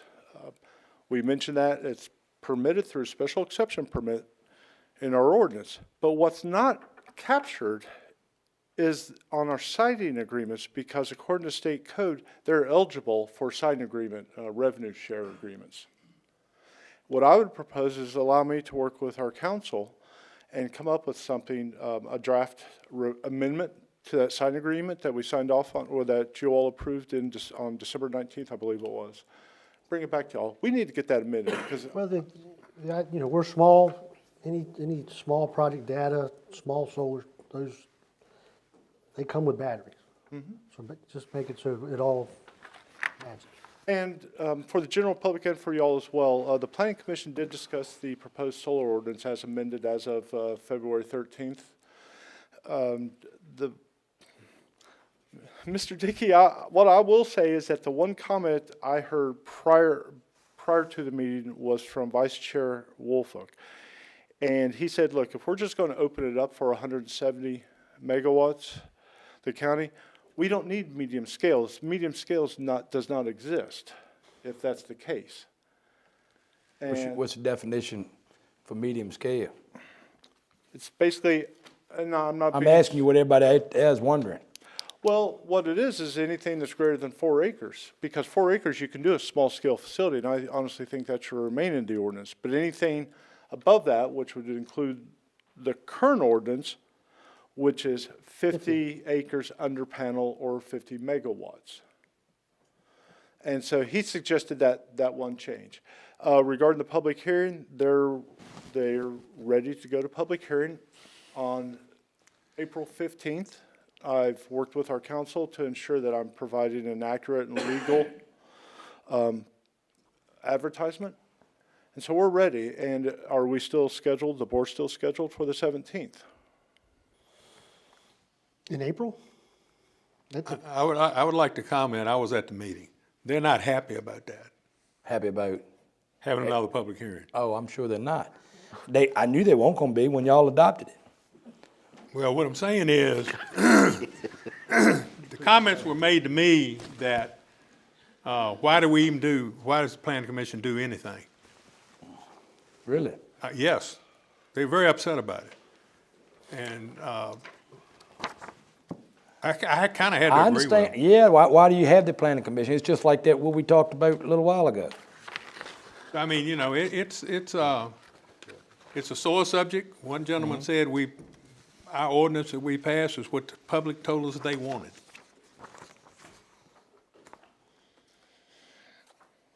And you did see that comment in there with my summary tonight regarding there's a difference between 26.5 megawatts. Yes, there's a controversy over that also. The 170 megawatts as opposed to the 26.8 or whatever it is. I was asked to find out exactly how Dominion came up with that figure. It's in your email. I didn't see that one. But that's all I have. Right. All right, Buddy Hyde, Emergency Services. Mr. Chair, members of the board, Mr. Bourne, staff, citizens, good evening. It reports in front of your packet there. The biggest highlights, I guess, on that, I'm here for questions, is spring's here. Thank goodness, right? We had a lot of storm information in the first part of the report. A lot of things went on between February 10th and 20th, right? So we, we're through that. I just want to put a kudos out to VDOT and all the public works. I tell you, they did a fabulous job. We were all out there communicating with each other, fire and EMS. But VDOT was constant. They really kept the roads clear, both snow and limbs. So Public Works the same way. I stopped by to see Dan Martin, obviously TJ Shelton, all those guys. Everybody did a good job. So other than that, we had some training on Tuesday night. We had a company come in called Knox, and you've seen that in my budget. We have a line item every year for Knox. That's not in your report because that was Tuesday night. They came into Blackstone Fire Station. They fed everybody some Louis Pizza, paid for by Knox, and they had their training team from Phoenix, Arizona fly in here, and they did a great job. We had firefighters from Crew, Burkeville, and Blackstone. So it was for the 3 fire departments. We had the sheriff's department and some law enforcement there from the different towns. To look at the system that we have. We've got this electronic key system, so we're putting that into place, and you'll see more on that later as we implement that. We did have a rail yard incident during the last month, since the last time I've given you a report. That on February 21, we had had a spill of some fertilizer-type material in the rail yard. No event, no hazard to the public, and no hazard to waterways or the environment. They did a really good job getting the contractor to come out and clean it up. Norfolk Southern handled all that. Very promptly. And I took Chief Joey Chenep with me out there, and we went out with the Crew fire truck, and we just took a look at it and communicated with all the people. Everything was good. And then the big news here is Nottoway County is one of the few counties in Southside Virginia, and actually in the Commonwealth, to pass their own EMS protocols. And this is a project that we started a long time ago, and we went through several variations of it. And I'm happy to tell you tonight that on March the 4th, when we had our monthly fire and EMS meeting, we unanimously had a vote from all the chiefs, as well as our OMD, Dr. Eggleston from Blackstone Family Practice. We now have our own set of EMS protocols. We don't have to use regional protocols. They're Nottoway County's protocols, and they are in place. And we're looking at putting a firefighter 1 class at Nottoway High School, so we met with Mr. Devin Foster and some staff there to talk about that. And then this Kendall Morgan came in for pipeline, and they fed us also. Kendall Morgan fed us some Yoder's Market sandwiches that night, courtesy of them. And they came in to talk about the pressurized fuel line that comes through Nottoway County, a 14-inch pressurized line. So we always like having the training on that, and this was a new program that they wanted to roll out. And Nottoway County was the 2nd locality on the East Coast to receive this training. And that's all I have, Mr. Chair. If any questions, glad to answer. Thanks, sir. Thank you very much. Thank you, buddy. For all you sir. do, yep. And happy birthday. Thank you, Happy sir. birthday, buddy. Happy birthday. Thank you. All right, Piedmont Regional Jail is, that's me, I'm on that board. We had a meeting yesterday.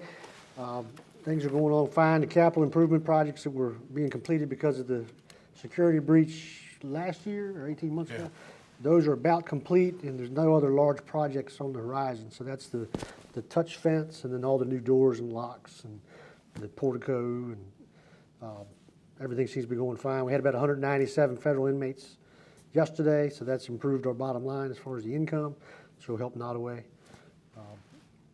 The budget year coming up, where they're projecting to spend about $2.1 million on Nottoway prisoners, or to count us, we'll spend $2.1 million. That's it. We got Administrator Bowen, Pickett Park, anything? No, sir. No, I'm just, we did have a roof out there we had to get repaired. It was protecting our equipment, and so we had to get that that roof repaired, and that's about it. And we're still working on. I'm trying to get you guys the board what you're trying to show that how much money we're bringing in expenditures. I still don't have that down like I like, so you can understand it quickly. So I'm still working on that. Okay. The constitutional officer reports, Circuit Court, Jane Brown. Sheriff Jones, anything tonight? All right. Ms. I thought Michelle was gonna speak.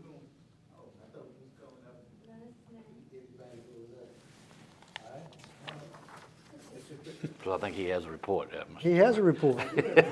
Please report.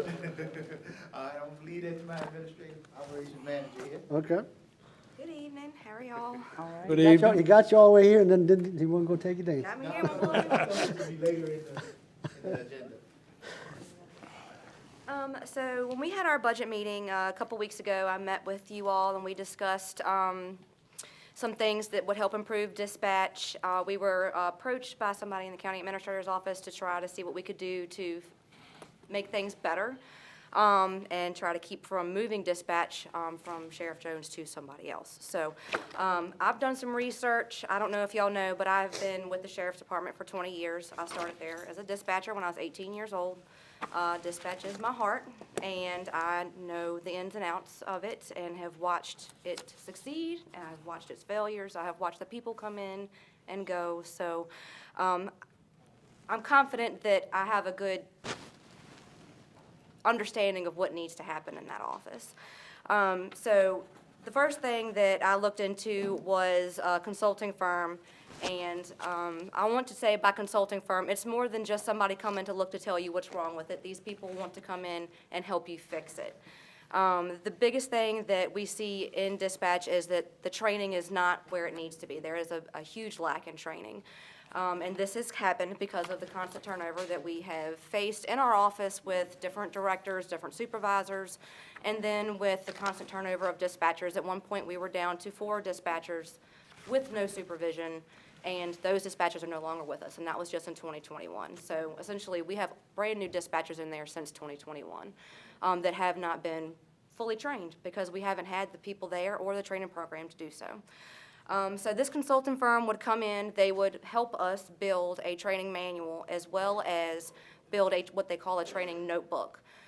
This notebook would tell you from day 1 through week 1, week 2, month 6, where they need to be, and if they're not there, what you need to do to fix it, and then ultimately, if they don't make it there, what you need to do with them. They would also help look into our leadership structure. It's no secret, we have been trying to make that better. We came to you guys, I think, in 2022 and got 3 more dispatchers. At that time, we still only had 1 director, supervisor in position. That person had no assistants. It was just that person and the dispatchers. We have played around with having a supervisor and 2 leads, and that has helped, but it has not curtailed the issues that we have in dispatch. And what I mean by that is, in dispatch, you have call-outs. When you have a lot of turnover, you have people that take vacation, you have people that need sick days to take care of their kids. You don't have the people that can come in and constantly fill in those positions. So it fell back to the supervisor at the time to come in and fill shifts when nobody else would pick them up. And that is what inevitably led to 2 of our dispatchers leaving that department, was from the constant need to come in and fill shifts, and they didn't have time to get their other administrative duties completed. So with that, we are now with our last director that left. We brought in Sergeant Josh Havens.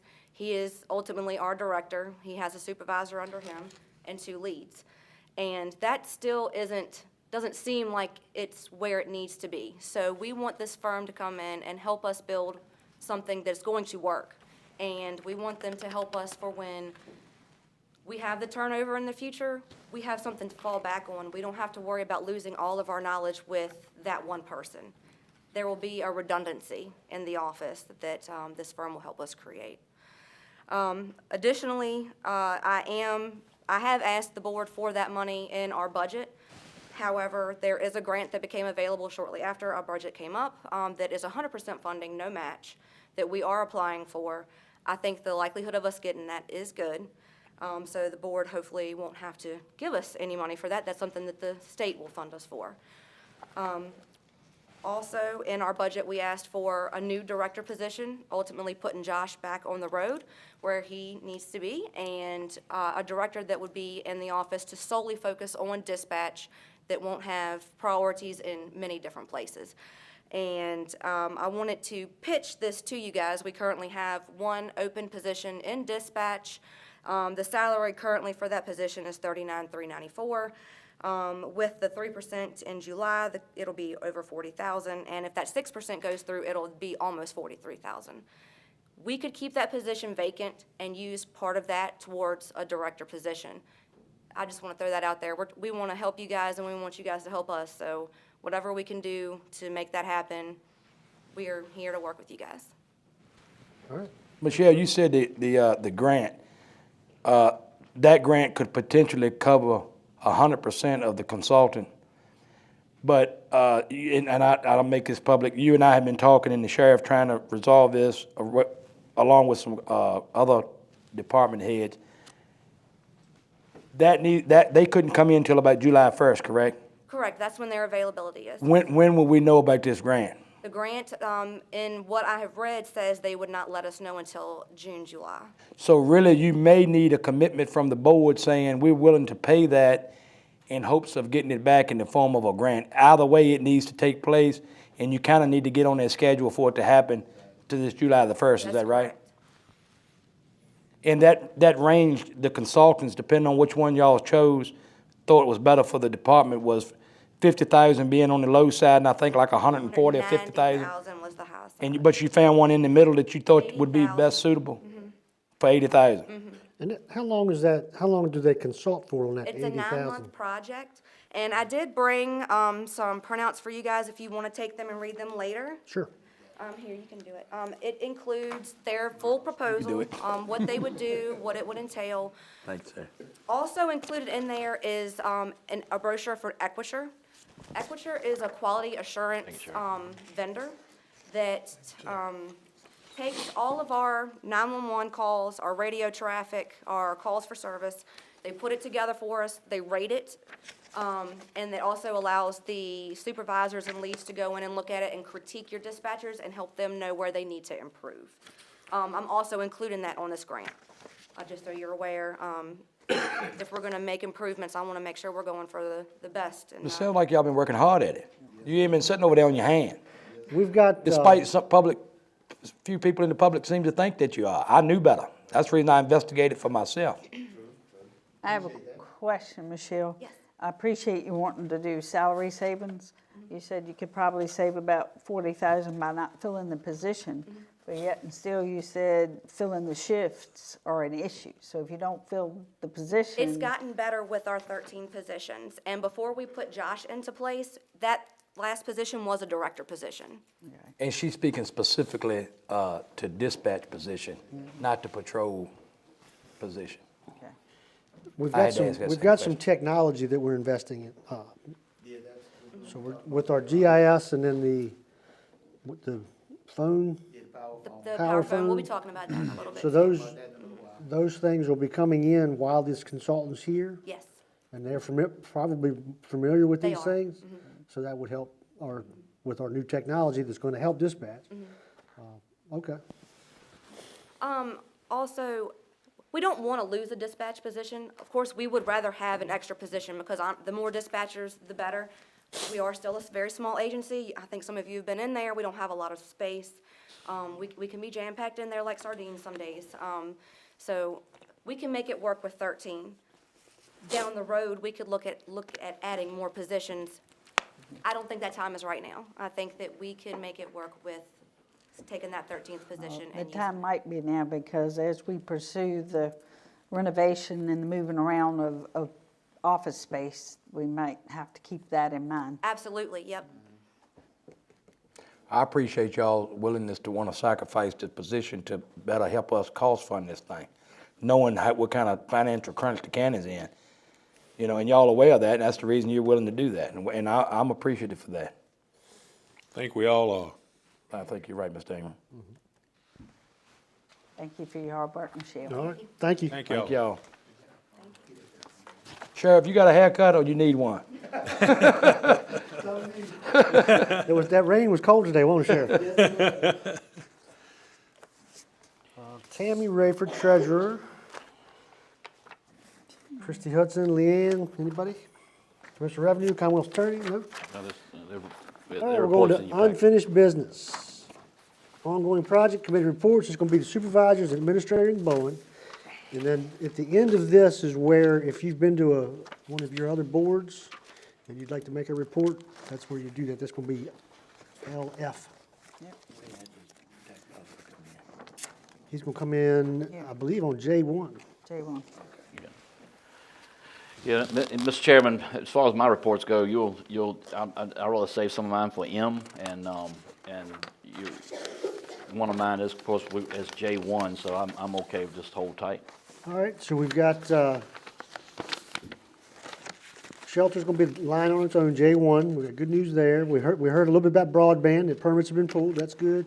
Talked about the landfill already. Just talked about dispatching. I know there was a CTA meeting, buddy. Mr. Hyde? There was a CTA meeting. Do you want to do a quick update to the citizen for where we are on our radio, public safety radio project? Yes, sir. Very brief, Mr. Chair and members of the board. We had a CTA meeting. We had that at Crew Fire Station. Thank you for Crew Fire Department for hosting that. We were able to bring our committee back together. I think it's 13 of us, including the 2 ad hoc members on the board, you and Mr. Toth. Mr. Bowen was there. We just really went over the towers. Most of the project was what we're doing with the new towers, what we're doing with the Southside Electric Tower. We're going through, Mr. Falwell's not here tonight, but he's been working pretty hard. And we're all working in conjunction with each other, but he's working with Southside Electric. They were down there for 4 hours, I think, at a meeting. I believe it was yesterday, wasn't it, Mr. Bowen?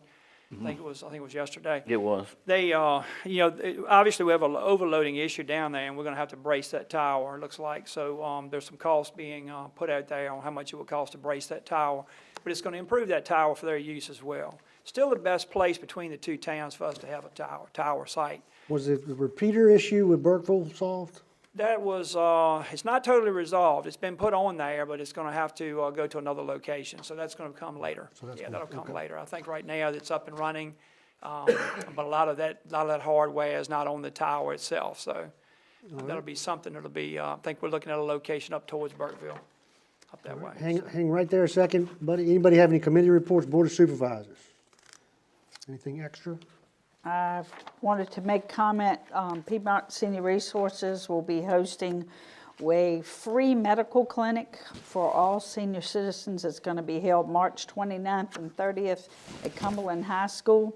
You don't need ID or anything. Anybody senior, you will get free dental, vision, and medical care. Any more information? How do they define senior? 60 and over. 60 and over, okay. Number 2, emergency medical dispatch software, Buddy Hyde, Michelle Graham.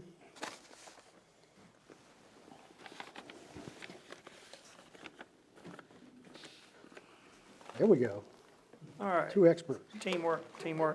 Mr. Chair, members of the board, once again, what we have before you is something we've worked on together. Michelle and I have worked on the last, couple months.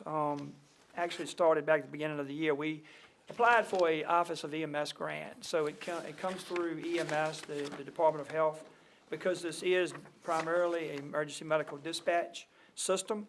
And so I just want to give you a little overview, and then I'm going to kick it to Michelle to go over a couple of the components.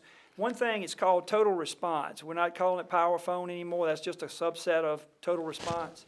But total response is an integrated system that basically takes your protocols that you put into the system, and when you sort of mouse over your system on the CAD, what it does is you map over the CAD nature code. So in other words, a nature code, and Michelle will talk about it a little bit too, is a nature code is like, for instance, we have something like abdominal injury, abdominal emergency, or a motor vehicle crash, or a structure fire. That's a nature code.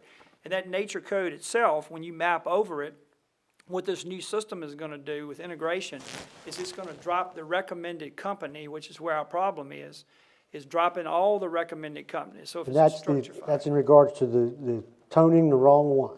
Correct, correct. It'll pick the right ones. It'll be on the screen, which we have on the screen now, thanks to CAD mapping. So this is going to tie into the CAD mapping that we've been doing for the past year. All this is part of moving products that all start working together. Now we're starting to tie this stuff together. What that'll do is when the CAD mapping takes place in the nature code, it's going to give the unit recommendation, and basically it uses, and she'll explain, it uses a logical progression of questions for an emergency call, like for instance, a medical call, like a cardiac arrest, it'll ask the caller a logical progression of questions, and then you move to another set of questions. And it keeps asking you until you do some good for the person until we arrive.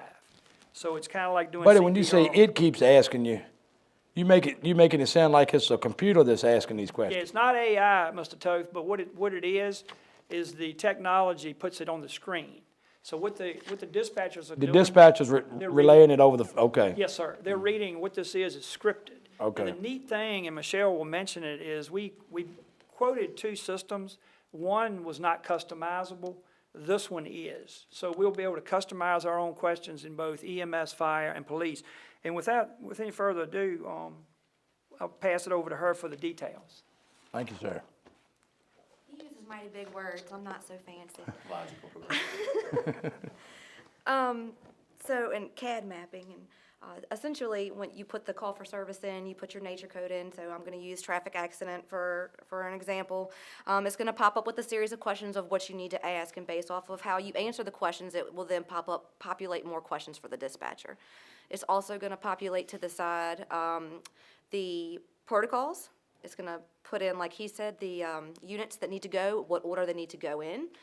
And so this will help you not only with dispatching the right things, but it helps you get a dispatcher into the seat faster. So with their training, everything is right there for them. They don't have to go looking for it. If they don't remember it, it's right there for them to see. It also comes with... So there's less of a learning curve because the system's It's helping aiding you. them with that call. Yes, absolutely. And so this isn't going to be just for emergency medical dispatching. It will be for fire calls as well and law enforcement calls. So we're able to get all of it in one. Whereas the other company that we looked at, they wanted additional fees to be able to include fire and law enforcement. I'm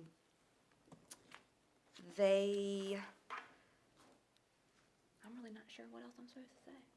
Yeah, we can break it down. So on your next sheet, board members, Mr. Bowen, you have your breakout. Now, the quote that she mentioned was almost $90,000 for the competitor. So we've got almost a $20,000, 22, pretty close, close to $20,000 savings there over the other one. For the same apples to apples, that was really key to us.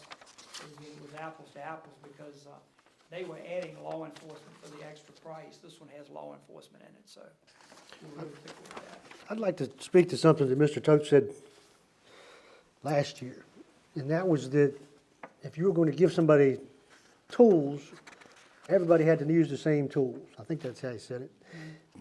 That's the only fair way to do it. If dispatch gets new tools, new training, coordinator, software, we should be successful. At the end of the day, if we're not, then there might have to be a change. But I believe these things that you guys are doing now, you're going to see that difference. You know, we need to use technology when it's available. It's a very stressful situation. Things happen fast. Multiple things can happen in 2 different, 3 different, 4 different places. So this is going to make a big difference, I believe. Well, and we're also doing it in a real cost-effective manner.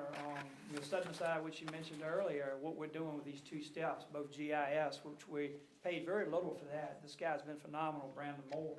The GIS mapping is the first time this has been cleaned up as far as dividing lines and actually addressing out everything in Nottoway County. And by this, we pay 50%, so our investment is really $39,000, and we're doing 2 major steps. One is GIS, which was less than, I believe that was less than $5,000. And then we have 39. So we're moving this needle. 39 grant, right? 39 on this grant. Right. 39,000 is what we're asking for tonight. But Michelle will go over that with you as far as the itemized and what that is. As far as cyber security for the sheriff's office, how do you protect your computers and how do you educate the dispatchers about We have emails and ransomware and things like that? We have a class that they go through, I think it's through VSIN. Is that right, Josh, VSIN? That does a CGIS, that's what it is. That trains new hires, and they have to take it every couple of years. It's called Security Awareness. And we also work with an IT firm called Sean Stern Computer Company. He is out of Powhatan. And he oversees all of our systems with cloud-based monitoring Keeping called things Ninja. up to date. The administration office is looking at Vacor, that's our insurance provider. They do have some additional IT training. Okay. I'd definitely jump in on it. Yeah, Steve can talk to you about that. Yeah. Okay. Anybody else have any other questions? I just want to make a comment that in the breakdown of the total annual maintenance cost, which is $13,119, I look back at our 1 month communication tax, referred to as our E911 tax. Just 1 month, we generate $14,379, so that would offset the whole yearly maintenance cost. Where is that money, Daphne? Where we got that at, Landfill. Steve? It's The in the landfill. E911, And that's it's why we have landfill. That's on my agenda. So that's tonight. that's our goal with our landfill is to at least get it to break even and then Give y'all those cases funds. money can come on back. That's right, you get that 25 back to 100. So- I think I heard you say 50-some tonight, so 50-some would be like 240. So- 240 towards it. So Michelle, let me ask you this, just to make sure I understand it. The county has to put up $73,097 first, they'll get reimbursed. Yes. So it's not the state sends us a check for $33,000. Correct. We gotta put that up first, but our match is $39,516. I just wanna make sure the board knows that this is not budgeted this year, was not budgeted. And you heard the gentleman tonight say, you gotta key this in some way, so I gotta pull it somewhere like general Right, fund, you I gotta guess. appropriate it and. Right. Well, if we're gonna do the consultant No, not, firm, yeah, but I'm talking about even more money gotta come up with. Well, that's that's after July 1st, but we might have to, But we gotta make a commitment before then to Yeah. get them on the schedule before then. yeah, you're right, I got you. So we gotta work on that like pronto. Well, what I'm planning on doing to balance the budget, I'm praying for that $80,000 reimbursement, is what I'm thinking. And if I don't make it, you see what I'm saying, I'm just $80,000 in the hole. Right, I And understand. this brings up again, and Dickie is on finance as well, we need a line item for grant match. Yes. We have got to put in our budget grant match options. We can't lose out on hundreds of thousands of dollars in grants because we don't have $23,000. We've got to allocate grant match. Yeah, we have talked about that, and that's something that we really need to do. And we talked about where we can pull funds to put in that grant match. And that's why I referenced that one. Since they're still standing there, let's go back to this consulting firm. It's gonna be $80,000 if you chose that one. You most likely get a grant for it, but to get them on schedule, you got to come July the 1st, you need to do it in the next 3 to 5 weeks. So where do we have a meeting to approve that? And if so, where do we get the money, Steve? Yeah, Bridge money is what I call it. Right. Until you potentially get the grant back. Sell that bowling alley. They won't close on it that quick. I know it. They might, depending on who buys it. I know, man, get 50,000 for tonight. So what I'm hearing is the 80,000 is not, we're not talking about budgeting that for next. No, we need it No, now. 'cause it's gonna be Need it spent, now. it's gonna be spent, and they're gonna be on the ground here I July don't, 1st. I gotta figure out where I'm gonna get this 73,000. I mean, it's gonna have to pull out of the general fund. I mean, that's what's gonna have to happen. When are So- we getting our funds for the timber? We already We got it. got it, it's Got in your those. report, it's Yeah. in your report. We already got it. So That was last month, right? Yeah, it's in the report, it's in In the there. report. 197,000, I think. there's your money. So do you wanna, And it's in the report, Treasurer's Office. There's your What'd you money. say there, buddy? Yep. Mr. Chair, the good news is, I wanted to share this with you, this grant is the same grant that buys ambulances in Virginia, and I'm very familiar with this. This is one of the fastest reimbursement grants I've ever dealt That's with good in to my know. career. FEMA is slow. This is the Office of EMS, and even though they had some financial issues last year, the grant program is spot on again. So you'll get your money roughly, once we pay, send the invoice for the system. And by the way, this system's gonna be up and running by July. It has to be. Yes. So all that, what she talked about in July, all of this mapping and this, we're gonna be done before July, maybe even June, we have to. So the Office of EMS says memorandum of understanding, and a reimbursement of an invoice, usually 60 days. So, Mr. Bowen, I think you'll see your money back if you can just like foot it for 60 days. Well, I think this- you'll be right back in Oh, I'm not, it's not my money, it's our money. But I got an auditor that's telling me, Mr. you got a kid in there, brother. Mr. Bowen, was the timber revenue in the budget? No, sir, it was It not. was not. So we have an expense that's not in the budget, we have a revenue that's not in the budget. So I'm gonna ask for a motion to use the timber proceeds to cover these expenses while we await the grant return.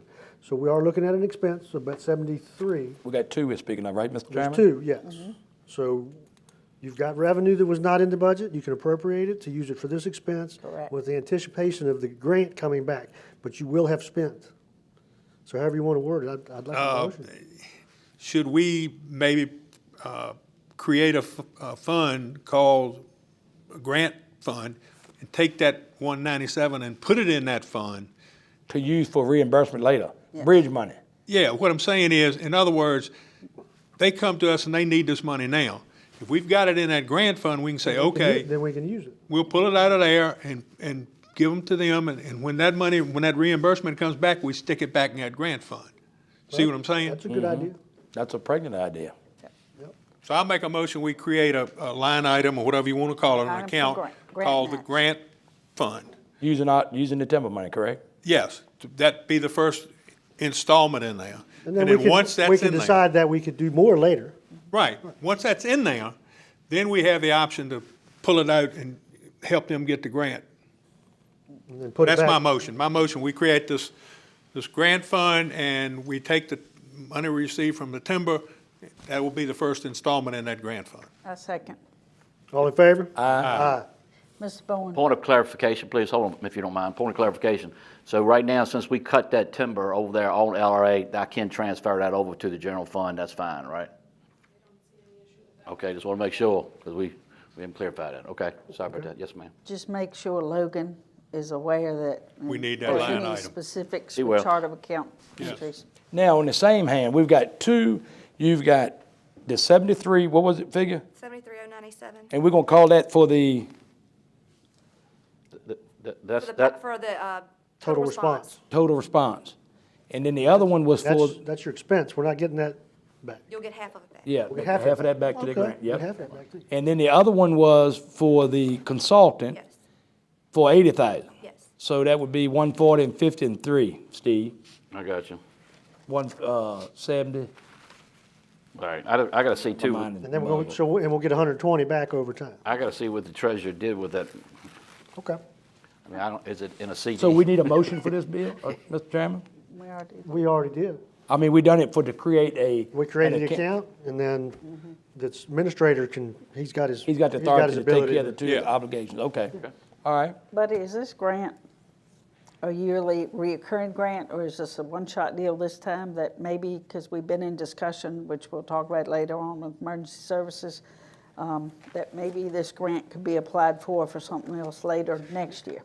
This grant's every 6 months. Okay. Yeah, they have a good cycle. It's September and March 15th every year. And it was put on hold a couple cycles, but it's back on now, and I don't see it stopping anymore. They got their highest in order in Richmond, I think. So we can put in for a lot of different EMS things. Well, we're gonna be looking for that. Yes. So what we probably need to do, and I'm just going to really collaborate with you on that, but is let's get the EMD so we can order that this week and go ahead and get that approved, so we can go ahead and order it if you want to do that. And on yours, let's review what you have, because I think we need to review the quotes. Are you talking about for the consulting? Right, we need to, how many, because you have 2 to 3? I have 5. Okay, so we need to review the quotes and see, because we reviewed these quotes on the EMD. We did review. I them. don't think we need to review Review the for the consultant. I think the Just sheriff's to office see. has that under control. Yeah, because you said the lowest one was 50 and the highest one was 110, 190. 190, and what that entailed was, I mean, I think y'all got to make that determination of which one you want to do. You said that you're just looking at one, y'all looking at one of the 80,000, right? I hadn't looked at any of them. You haven't seen Buddy any has of them? not been involved in the consultant process. Oh, okay. Would you like to be involved in that, buddy? In a quick fashion like this week, so we can get her to send them a letter and say we want to hire her? Well, I think that'd be the prudent thing to do. We're spending probably almost 6 digits. Transfer 156,000, of which much of it's going to come back in the grant form, but it's going to be a great benefit to the county. Yeah, and she and I have talked about it, but what we want to do, we need to make sure fire and EMS is represented in the consulting work. If someone comes in and. If it's better than that dispatch, That's according to helping these fire chiefs and sitting EMS. here, I it's wanna- helping fire and EMS. I want to point out, and I've told Buddy, that there is a misconception that fire and EMS is the only problem in dispatch. Y'all just don't know the law enforcement problems with dispatch because I had we a, handle it. I had a long conversation So- in my front yard last night We, with a brown shirted young man. So- nobody wants to leave fire and EMS out. Dispatch is a well-rounded unit that we want to make sure stays that way. Absolutely. So you're aware that fire and EMS is part of what you've talked about? Absolutely. Very much.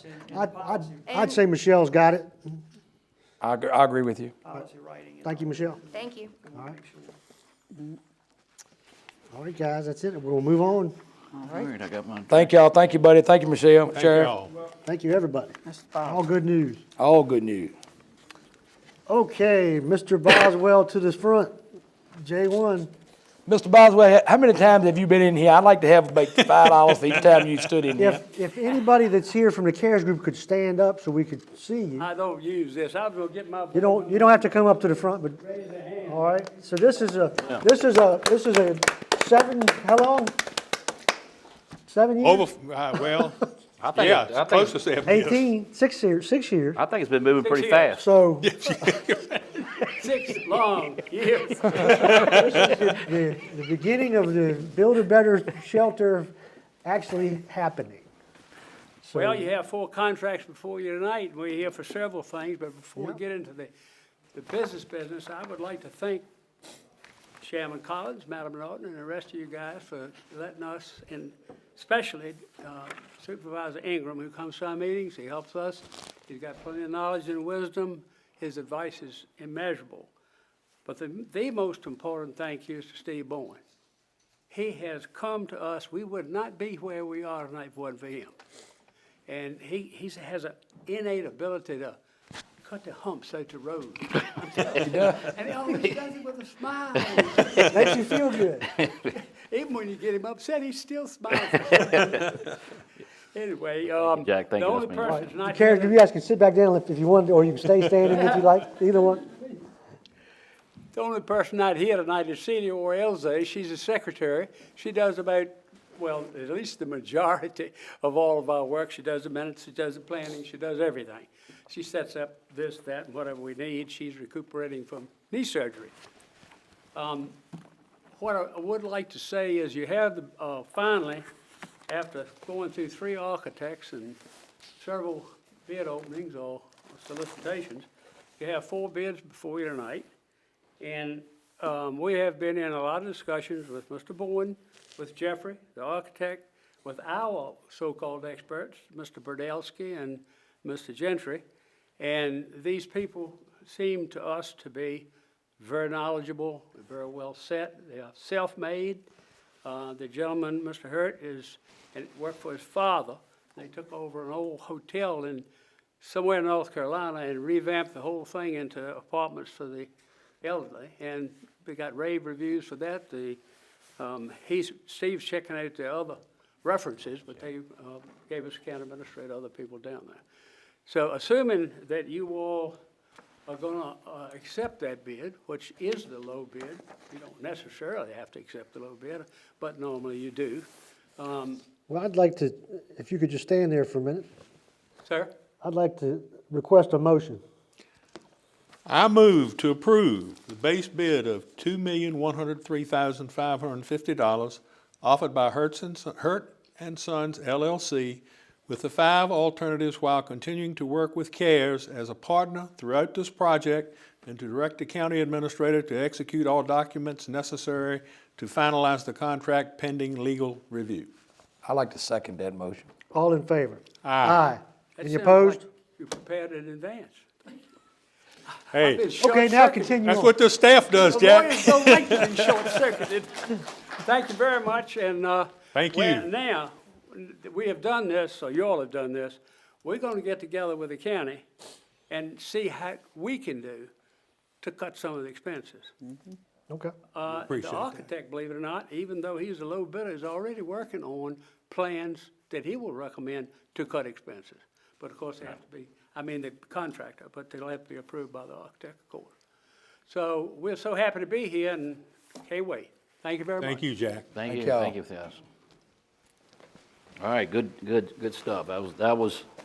That's been long See, overdue. good That's things right. happen. Good things come to those who wait. All right, we're gonna go to K, consent items. So this is board members. You've been through your correspondence, you've been through your consent items. Any questions?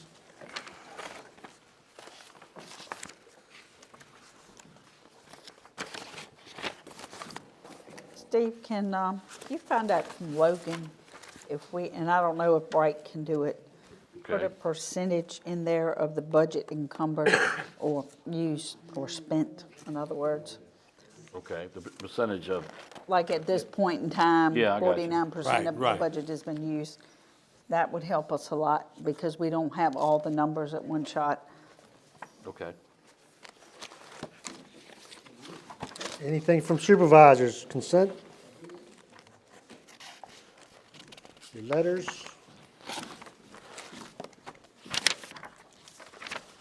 All right, hearing nothing.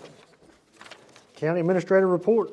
Can you get, if you do a motion to accept the consent item? I'll move that we accept the consent items. Second. All in favor? Aye. All opposed? All righty. Consent items Yeah, so accepted. if you would, Mr., and Jack is getting ready to leave, I know this, but anyway, if you, they would like to show you those pictures. If you look at this, Andrea's put in, anyway, they included, no, I just want them to, they included that in the package, what it should look like. They held that for a while just until we got a bid because we just want to make sure that everybody understood that, so, anyway, yeah, thank you, Jack. Thank you, Jack. So if you follow that and go through that package and get to the next page. Okay. Look pretty good. All right, the Robinson Farmer Cox. And then you'll see December 2006, the minutes. So this is what you've been asking for, the Finance Committee. I would like to get a motion from the board to start taking the communication tax 100% to the E911 funds. If you would, be patient, starting July 1st, so I can make it clean. I make a motion. That's right here, Dickie. It looks like Administrator Rourke had done it, but so I would feel comfortable with a vote to make that change. I've got a motion. Where is that? Right. It's in that package that you got this right here. You got, oh. I got it now. I got you. I got too much stuff up here. I know, well, and I'm sorry, these things come in late, and, because we have work sessions, and I've already put the package out, and we're trying to, We have a motion, but what this does is better illustrates the loss at the landfill. This puts money where it's supposed to be, and we can then see, okay, the landfill is a deficit, and this is the amount, and what can we do to improve that? It's true cost is what we're looking at. For years, that true cost has been hidden because the E911 money, we call it, comes in as a communication tax to the treasurer from the state, and that money was going in the landfill. So that money, if we move it to the appropriate place, E911, we will be able to see a clear picture of the actual expenses and where we're at with the landfill, which is a tremendous loss. Motion on the floor. Need a second? Just a motion to move it. To move the start funds, start next fiscal year. start second it. July 1. I'll All in second favor? that. Aye. Any opposed? All All right. right, the next one I have on, this is not in your package, if you could just be patient with me. The Blackstone Chamber had reached out to me and asked for $300 for the fireworks being successful. They have to get permits, and I know that we agreed upon. It was a one-time startup money, for the $5,000. What they're asking for was $300 just to pay for the permits. When they asked for that, I said, okay, I'll put it in the budget. Then it hit me today after having a conversation with one of the chamber members. Well, Steve, 4th of July is been again. We need to pay for this budget. You see what I'm saying? So I could pull that money from the. They don't have $300 to. I was thinking the exact same thing. Well, I just anyway, didn't see it. well, and I'll let y'all make a decision. You still have money in your discretionary fund. You got 26, and if I took out 300, that would bring it down to Then 6,126. we've decided we're participating again. When we said it was first time startup money. One-time No, no, wait a minute, we're talking about two different things here. Okay. I'm worried about the town of Crew. Town of Crew's the one we gave him money to. I think they're, Give some I to think the both. three, I believe it's 150. We split it. We gave to both. Both. Right, we did. And both of them are gonna have, Well, we were crews discussing they having were splitting. fireworks this year too, so. Right. But I thought we gave them right much money. I About thought- $25 You did it as apiece. a one-time thing, so they're just asking, could. This is the town of Blackstone. Crew has not come to you yet?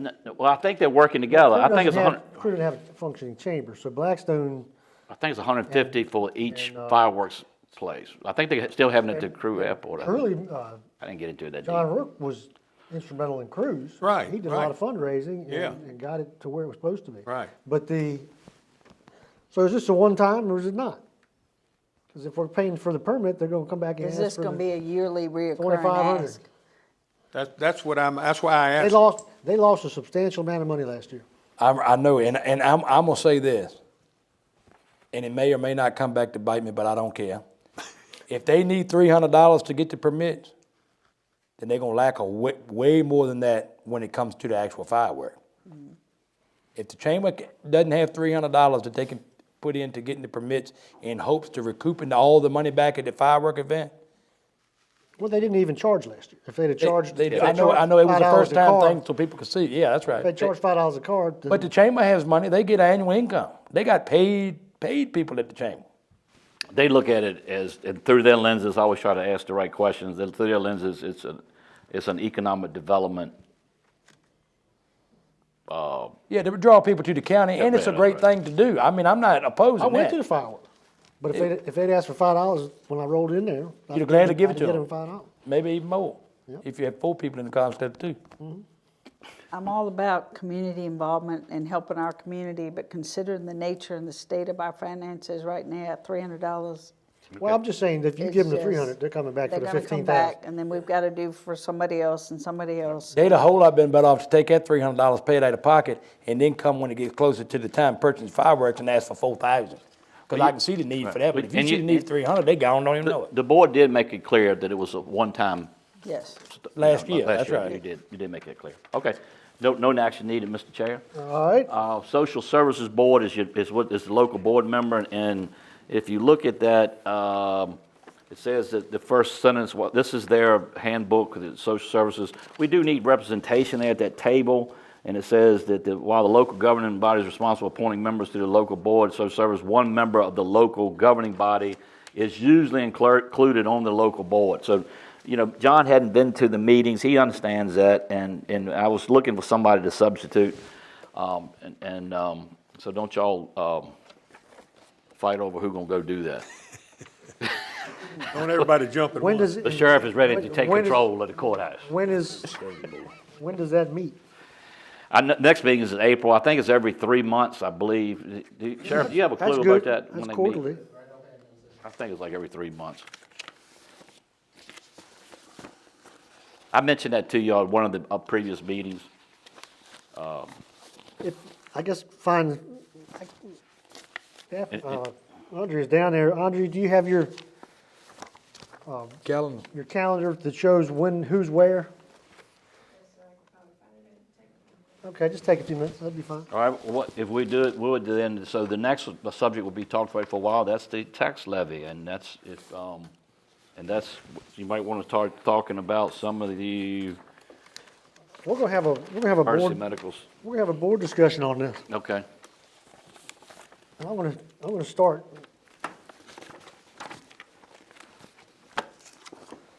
That's all my report, sir. That's all your report? Yes, sir. You don't wanna be involved with this next one? No, sir, I'm here to listen and learn. Okay, last Tuesday and this past Tuesday, we had budget committee. And budget committee is when your departments come to you and tell you what they need. And one in particular, we understood one of them. Both of your emergency squads, Nottoway Emergency Squad, 316% increase in the proposed budget. Proposed budget went from $214,000 last year to $892,897 this year. Second one, Burkeville Volunteer Fire Department went from, to 260% jump. And I'm gonna explain this one. This one we understood. Last year, their budget was 2,085. The difference this year is 335. Proposed budget 543. There was $200,000 that Chief John Shute declined several years ago, but asked to be able to come back for, and that is in this request. So that's $200,000. It was part of ARPA, I guess. Yes, originally. yeah, CARES money went to the emergency squad to get us, to get a new vehicle, and 200 was given to Blackstone for the aerial truck, I think they call it. This is no longer CARES or ARPA money. No, all This that's, is coming out of the budget. Yeah, that's- But we're gonna talk with them and see if we can do some this year and some next year, just to even up. They don't have a particular piece of equipment, and they are liquid. They're fine. Burkeville is fine. So, the Nottoway Emergency Squad. How many pennies we said that was, Bo? It was 7.92? 9.3, I think. Okay. Or it might have been 7.9. 7.9, 7.9. We were shocked, To say the least. to say the least. You Yes. come in and you ask for 316%, knowing that we're under court order, knowing that we just signed an agreement to spend $7 million on your radio system. So, in January, Supervisor John Rourke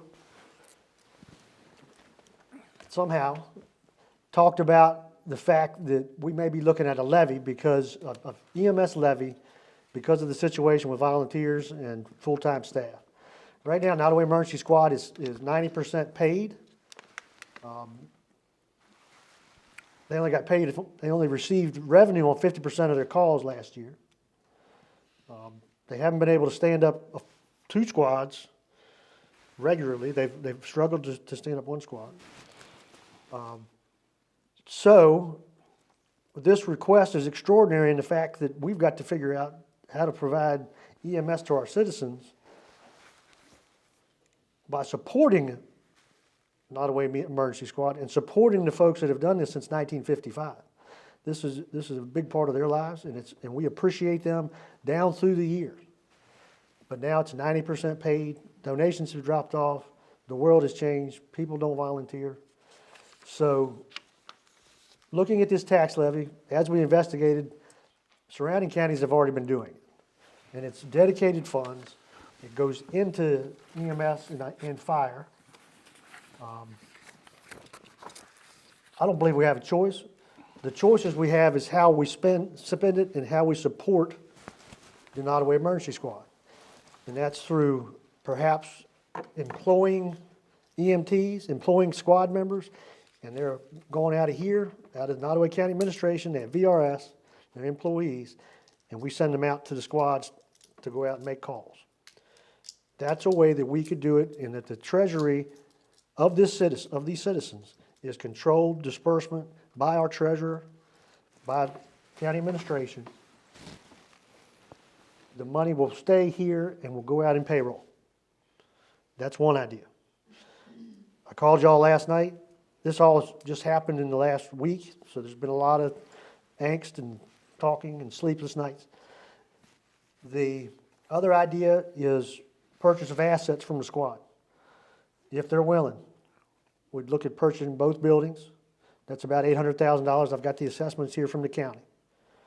That gives us the deeds, gives us the ability to have a place if they're unsuccessful in getting this thing back on track. That gives them liquidity, gives them the capital back, gives us the deeds to the property. Citizens of Nottoway County are protected by those deeds. They own the real estate. That's the 2 best things I've come up with. Discussion. This has been something that's been on my mind also since we met with them first time. It was a shock. It really was a shock. And when you look at the people who've been involved in this, I've known them all my life. I've ridden on the ambulance when they took me somewhere, took my family members somewhere. These people have pretty much, I call them the life members. They've dedicated their life to the Nottoway County Emergency They Squad. picked me up 18 months ago. That's what I'm saying, and for it to have evolved to where it is now It's really a shame. But I can't justify taking taxpayer money and giving it to this group that's 90% paid, over 90%, I think it's think almost it's at 95%. 95%. It is. 95% of them are paid workers. They're not volunteers anymore. And if we gotta pay them, we need to have control over them, in my opinion. That's just my opinion. But I mean, if we give this amount of money to a business that's, To a 501c3 nonprofit. right, and they've lost money. What'd they say, 400,000 last year, or something like that? Well, a lot of that, remember, we was told come from what they call soft billing. Soft billing. And Compassionate billing. exactly. We- Other we words, did request that they stop that. yeah, we did request that they stop that and start going after the money. The general public is under the impression that it is a volunteer service and you get a bill and you pay it voluntarily, really. If you want to pay it and can afford to pay it, you pay it. When they go after or bill an insurance company such as Medicare or Medicaid, they have an amount that they pay and they have no problem at all collecting that, of which is much of the 50% that they are collecting. Right. So they're losing about 50%, and a whole lot of them, what was that, Mr. Chairman, what was that, or anybody, what was that term, frequent flyers, what they use? Yes. So a lot of folks use this service to get them a ride. To get a health, or just to get a visit. Yeah, that's right, to get a visit, check their blood pressure and say you okay, or either say, no, you need to be transported to. And then when they say, I don't want to be Farmville. transported, there's no bill. Then there's no bill, and you might see the cat walking around Walmart an hour after they carried him up into the hospital. So they're using it for, they're not gonna pay, they knew they weren't gonna pay when they called them. And they're losing a whole lot of money that way. It's a shame that they even gotta be paid, that we don't have the volunteers anymore, but it's the fact of the matter. Right. And I'm with you, Mr. Ingram, I see what you're saying. You would hate to tax the citizens of Nottoway County to give it to a paid service. It'd be something else if it was going to 100% volunteer and they needed Right. some help. Right. But I didn't mean to interrupt you, I just No, wanted you're to talk fine. about I that mean, soft billing. Like I said, and like Bill said, I've been thinking about this ever since we met with them. How in the world are we gonna do this? Well, And Bill's given us two options, and he and I talked last night, and I really don't see any other way than, I told Bill I would go with him and talk to some of the senior members that I knew personally all my life, and talk to them and tell them where we are and what we're looking at.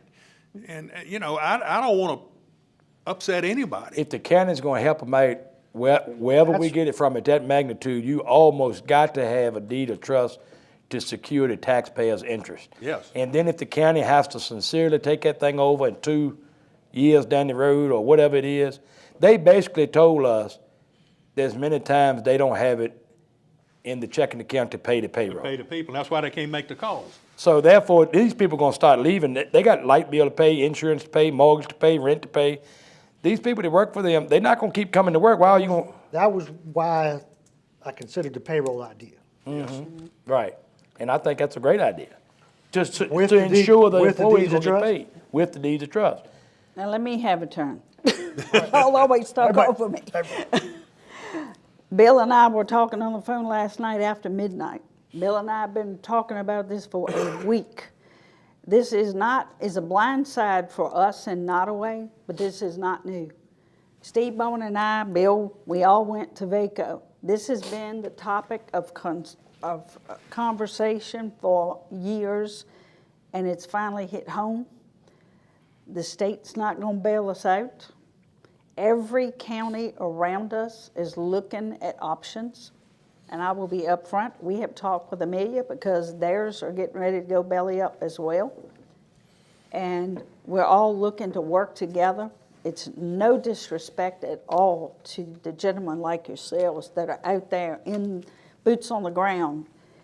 But when we're looking at 8.5 cents on the tax dollar, it's not our job to get in the weeds and find out how we got here. We're here. We got to fix it. And we have come up with all kinds of options because our biggest fear, and each one of us has talked, is you're going to call 911 and nobody's going to come.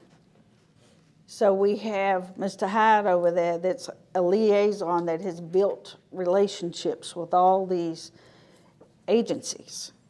we are stead with, along with everything else now, to save this service for our county.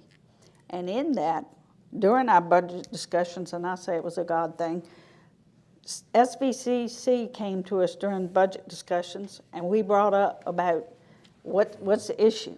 It's training. It's not out there.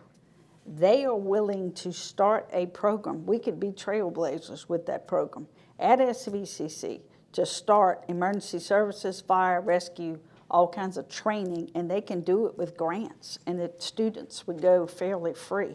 So if we start something like that now, which we're going to follow up with them, then within 3 years, we're going to have trained staff that are ready to come on board to work. So I don't want you fellas I'm talking to because you're here to go away from this meeting thinking we don't care about what you do. We are in a mess. I saw, excuse me. Go ahead, I Dickie. saw something on Facebook today. I think Blackstone Volunteer Fire Department was at the school.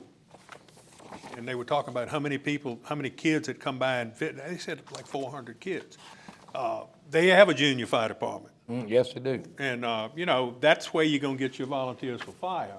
But But that's went down a whole lot too, ain't it? Nothing like it was 15, 20 years ago. well, see, it's like he was telling us the other day, he said, we have what's called the Geritol unit. Yeah. And they're the ones that answer the calls during the day, because they're not working, they've retired, whatever. So you think about that. Pretty soon, the Geritol unit is not gonna be around to be able to answer these calls. And that's, yeah. So, you know, and that's, right now, it's what's happening to the squad. And they've got to market themselves as a business, and they are in jeopardy of losing their 501(c) status. But they are a business. They do 90-some% is paid. They're not volunteer anymore. And we've got to change that mindset. But God forbid that phone rings and somebody gets a call and nobody goes. And that's why we talked to Amelia, because our mutual aid's having the same problem. So they may not be able to send anybody either. And if they do, look at the travel distance. Right. And every Time. second Right. counts. Is this supposed to be part of our closing comment? No. Oh, okay. We're commenting on the county administrator's comment. Oh, gotcha. Okay. For those of you that like code, Virginia Code 27-23.1, establishment of fire zones or districts tax levies. So we would designate the entire Nottoway County footprint as a fire zone and EMS zone. Did I get that right, buddy? Fire and EMS. So that allows us to then create a separate levy tax. It's a tax that is designated for our EMS. We don't know what that is yet. As we heard tonight, the sheriff, had some money that unfortunately we got some grants for, but again, everything's expensive. We want to be able to, if crew calls and says, hey, some of our gear, is faulty. You have a little bit of money for the fire department. So we don't know what that is yet, what that's going to be. I think there's probably some code that tells you what it can and can't. I'm just reading it here. There's a weird sentence in there that's population between 25 and 25. Yeah, that's what, yeah, I saw that, that's not right. So But they're saying that can be up to 30 cents of 100 assessed value. I mean, I don't think we're looking at that, but. I don't know, like this conversation tonight, I called Bo out, he said maybe 7.9 or 9.7. So if you said 10 cents, then 120 per 10 cents, that gets you just above $1 million. Yeah, $1,200,000. $1.2 million. So that would resolve what the squad is asking and give us some room. So I don't know. This is, like I said, it's been a rough week. Last time the budget was terrible because we had to get in the general fund to balance it, and we still raised the taxes 20%. And this year, I had such great hope that we had I agree. savings and we Yes, had me done everything we too. could, that we were going to get very little out of the general fund. Very little, if we had to. And that, Between this it'd take the wind out of you, buddy. and the court, the new complex, So y'all can easily explain, the tax rate right now is what, 47? 45. 45. Right. You talking about, say, 10 for easy figuring, and then you say the service to debt at the courthouse, if we even have to just service half of 1.1. it. Say we get half of it from some other source of income. So 20 million is 1.1, All right, so you're talking about rate taxes 20 cents. half, just about. 22 and a half be half. So you're between So how are these 65 citizens and gonna, 70. man, I had people talking nasty to me in the street last time we voted them things. And then we didn't even increase the tax rate. The tax rate won't increase. It was decreased to equalize it. The reassessment is what increased it. Yep. And we're not When you even, dial 911, what do you want to happen? You want somebody to come get you, your parents, your child, your loved one, your, Exactly. and so you I gotta was- do what you gotta do. After- Yourself. After the bee sting incident, I was laying on the bathroom floor, passed out and had thrown up, and my wife said, "Am I calling?" And I said, "Yes, ma'am." Time to call. Time to call. like you said, we appreciate everything, the multitude of years, I think E.B. Fisher, but we've got to fix it. We've got to do something. And so the reason we're having this discussion tonight, and we're having it in public, is I want all of our citizens to now get in touch with your supervisors with your thoughts and ideas on how this can be Yes, resolved, absolutely. how it Yes, can be please. less expense. Go ahead and start donating to the emergency squad again, like you used to.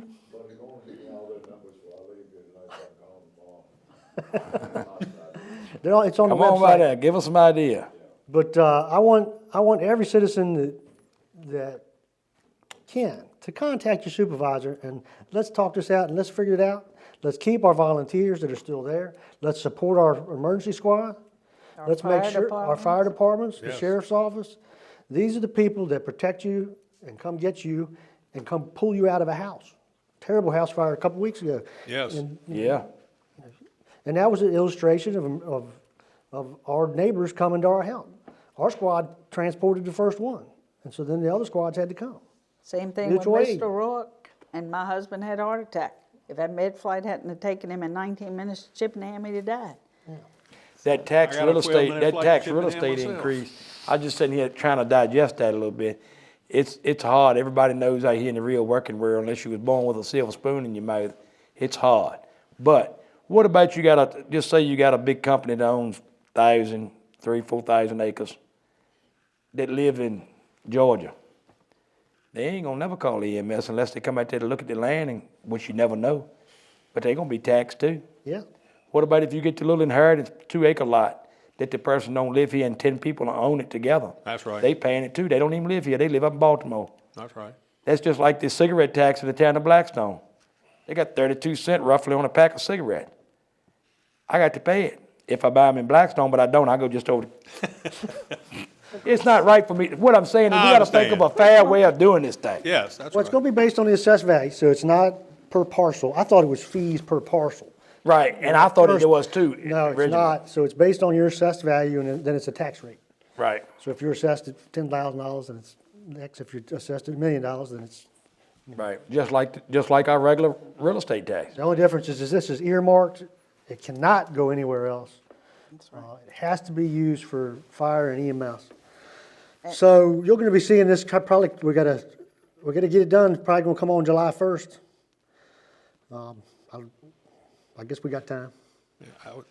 I was gonna say one thing, when we had our meetings. I appreciate the departments that came to us and kept level funding. We had the We had a lot majority of our departments. Really departments. appreciate So do I. that. Yep. That was really nice. It was. Yeah. Because they're citizens of the county, they know what the situation They is. do, they pay them taxes. Exactly. Yep. They know exactly what the situation is, but I I'd say the say majority thank of you the very departments much. That was nice to see no increase.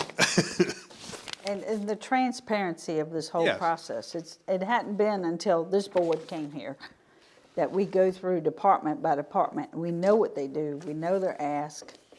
There's room for improvement. And they always will be. I mean, and someone told me the other day, you're not gonna ever fully fund fire and rescue. No. Just like You can't fully probably fund never Buddy Hyde? gonna fund schools either. But, and I had a lady call me the other night, she was mandarin a Hornet. Well, I'm just gonna move to Chesterfield. I looked it up. Chesterfield's real estate rate is 92 cents. Yeah, and it ain't so much the rate as the value of the real estate. Exactly. That's what determines. Buddy, come on up to the microphone for a second. Yes, please. A whole lot of them said they was gonna move out the All right, country on the other one. there's a document that Buddy has created that has 3 other ideas on it. His didn't have the real estate idea, that's 4 ideas. So any of you guys want a copy of it, I got a couple up here, but Yes, Um, please. you've got it in your other stack. That's okay. Talk about the options. Yeah, so just go to your options page and just kind of, the first one is really, kind of what we're doing now is we just give them some money, let them spend it. And that one's really not on the table. Not for $896,000. Do you want me to speak to him, Mr. Chair? Well, you spoke to, speak to 2 and 3. Yeah, and I've dealt with all of these actually in my career, so I can give you nuts and bolts. Just call me sometime. Like I said, it really depends on how much money you have, and that's really why I laid it out to give you the options. And option 1 obviously is like I think what you just mentioned, and that is taking some money wherever it comes from, tax levy or whatever, and giving what's called a payroll contribution. The payroll contribution is that you don't own the trucks, you don't run the organization, you don't run the stations, but you give them money. You also don't hire and fire them, they do. So what you do is you don't have any control over that model. That model is the cheapest model, but you don't have any control over it. Not that you're looking for it, but like you just said, you need control over the way your money's going. And so if you're putting 6 digits into payroll, which this model is used close by in Southside Virginia, this model is proven, but it's never enough. They always come back to the table. The ones that I know that do this. What option are you on, buddy? Option 1. Okay. Which is just giving a payroll contribution. Which is what we do now. We gave them $200,000. But that also doesn't give them, it's up to the departments on what benefits they do. Now, like for instance, Burkeville gives like an insurance policy that they go ahead and get on their own. So basically, you're only dealing with cash. Does that make kind of sense? You're only dealing with the cash piece. And so that's very limited, and then when they decide they don't need it, they'll come back to you and say, well, give me 50,000 more, or give me 100,000 more as you get started with that. That's historically what happens to that option. That option will get things going. They have to take their revenue recovery that they're getting from billing and combine it with the money that you're putting toward payroll. Now, how do you know what to give? That recovery money stays in the station. It does not come back to the county. That's right. They would run everything else. In other words, they buy their trucks, they maintain their trucks, they do all the things they're doing now. You're just giving them a payroll contribution. I will say this, and I didn't mention this to you guys the other day, but this is really big. This is huge. I've done a lot of billing, and you never want your EMS billing to go to payroll because it's not stable. If you have peaks and valleys and then the paychecks can't be made, that's a problem. If experienced that, I can tell you that's never a good thing because they're calling you, want to know. A lot of these EMS employees, the second job for them, and they make their truck payments, they make child support payments, and all from EMS money. So you always want that payroll to be stable to where they have a paycheck. Then you can take your revenue recovery, put it towards your capital things. So that way you've got a little flexibility there. If you can't fix that truck this month, no harm, no foul, it's not like a paycheck. So just want to throw that out. That's the advantage of doing the payroll stable.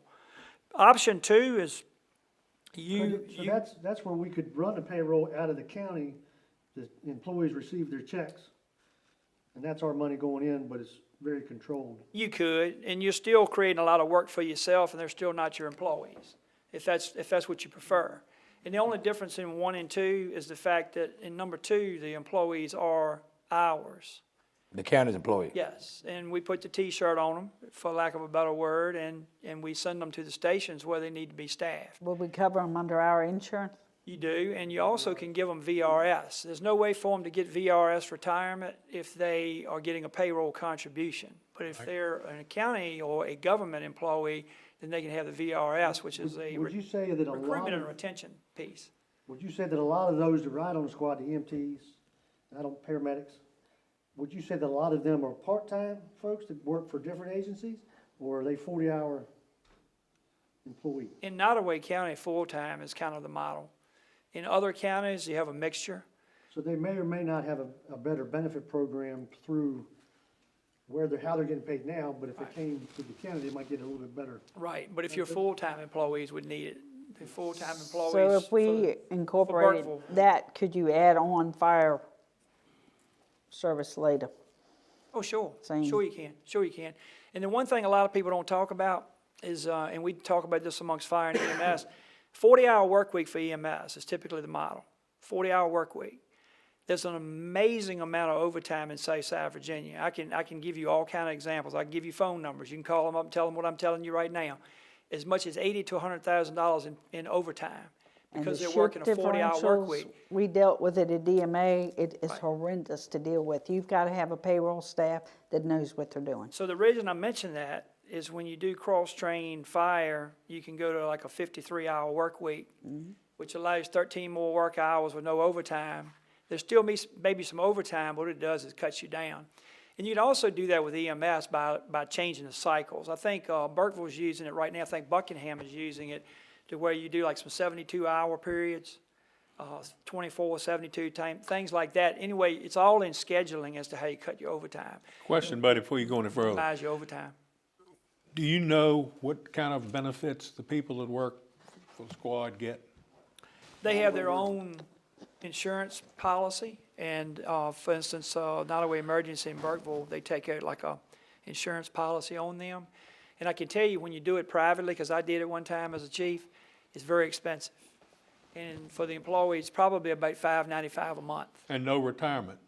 Correct, no VRS. No VRS at all, so they just, all they're getting is health? You may get a 401K, I think, and I wish Chief Shute was here, or Chief Welch. By the way, Chief Welch is running a cardiac arrest at VCBR tonight, so he was gonna be here. You can charge them too. Another call going on right now, cardiac That- arrest. The But- opportunity to perhaps cash leave the county to go pay for their insurance policy.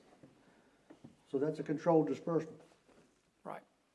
And it would be your option as to whether you just wanted to do payroll cash or you wanted to do benefits as well. But the benefits that normally are spun up from an individual 501 organization is usually a health care coverage like through Commonwealth Insurers, a side policy. Or you would go and do a 401K through a side policy. But it's very, very expensive because they don't have economies of scale. It's usually for 5 people. They don't have this large, massive, like 100 people on payroll. And that's where you get your economies of scale with that. Ms. Norton mentioned that whole by piece. scaling them into ours, that increases our pool too, so it might. Sure. So how many employees do we have right now? Because I've been asked that. Are we at 100? We're not at 100, I don't think, are we, total? It's countywide, no, we're not, I think it was, I think we did that number before, I wanna say it's some 78 or 80 is what Okay. Logan told me. So you would naturally need 20-some right there. You already hit 100 with it. Yeah, so if which would put add you in a lot EMS. better bracket.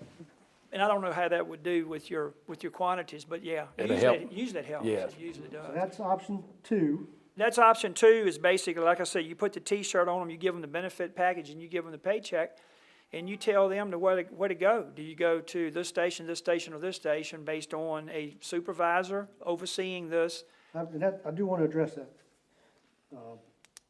But you are the emergency services, Coordinator. which means you're Overwatch.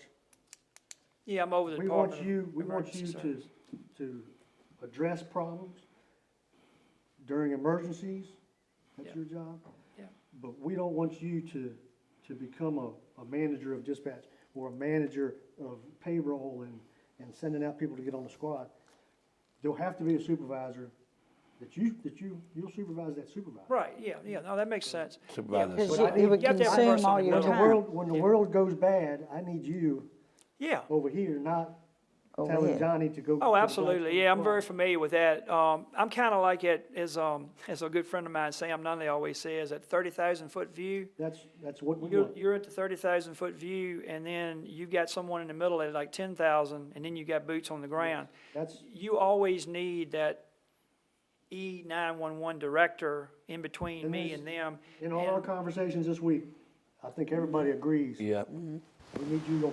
Yeah. Yes. 30,000 people. Well, and I mean, and I'll just say this in a just a factual way. That's leadership in that you have layers, and the leadership is that 30,000-foot visionary stuff, and then what the supervisors are gonna do is make sure they show up to that station and wherever it is. They're gonna be boots on the ground to chase behind and make sure everything is working right, yeah. And then Option report 3. back, yeah. What's option 3? Well, option 3 is obviously, you do it, you have it all. you have it all. You basically, like you said earlier, you deeded out the units, you've deeded out the buildings. That model is taking off like wildfire in Southside Virginia. Mecklenburg just took Chase City and Clarksville. Charlotte County's doing it. They were converting to county. Amelia's looking at it. I talked to Amelia this week. They're looking at it. How does that work with real estate and squads and ambulances and? Yeah, well, normally what happens, and I was part of doing one of these one time, is the bylaws on this particular one were written to where if things didn't work, it was in the bylaws, and this was a 1950s and 60s thing, and it was pretty much cut and paste across Virginia, that if something didn't work out years later, like 50 years later, everything was turned over to the locality. That's a big clause in everyone's bylaws, and it's called the dissolution clause. They may have it, they may not, I don't know. I haven't seen that. But I know I have read many in my career that have that clause, and basically it's simple. If we say, okay, we're throwing the towel in, this is yours, and you title over. And there is a code of Virginia that supports that. Well, and so the Code of Virginia says they have to offer it to you first. It does not say for cash or free, but it says offer. And that's okay to know that up front. It's okay to do it either way. I guess it would be the sentiment of the organization as to whether they wanted to put the burden on the county that they grew up in or ran the organization in versus saying, here you go, here it is. All right. Catherine, I believe you've read the bylaws. Could you step up and? I think that's typically what you see out there. It's a mixture. All right, thanks for your quick work on that, buddy. We appreciate it a That was lot. that was emergency services right there. Thank you. All right, Catherine, go ahead. The bylaws do not say anything like that. They don't have a dissolution clause, which I don't really know how that is mandatory for 501c3 requirements. There has to be a resolution. Yes. They don't have anything in their bylaws really discussing that it's a charitable purpose, which is not in compliance with 501c3, so I don't really know. I mean, at the time they applied for that, it could have been different. The law could have been different. It was but 1955.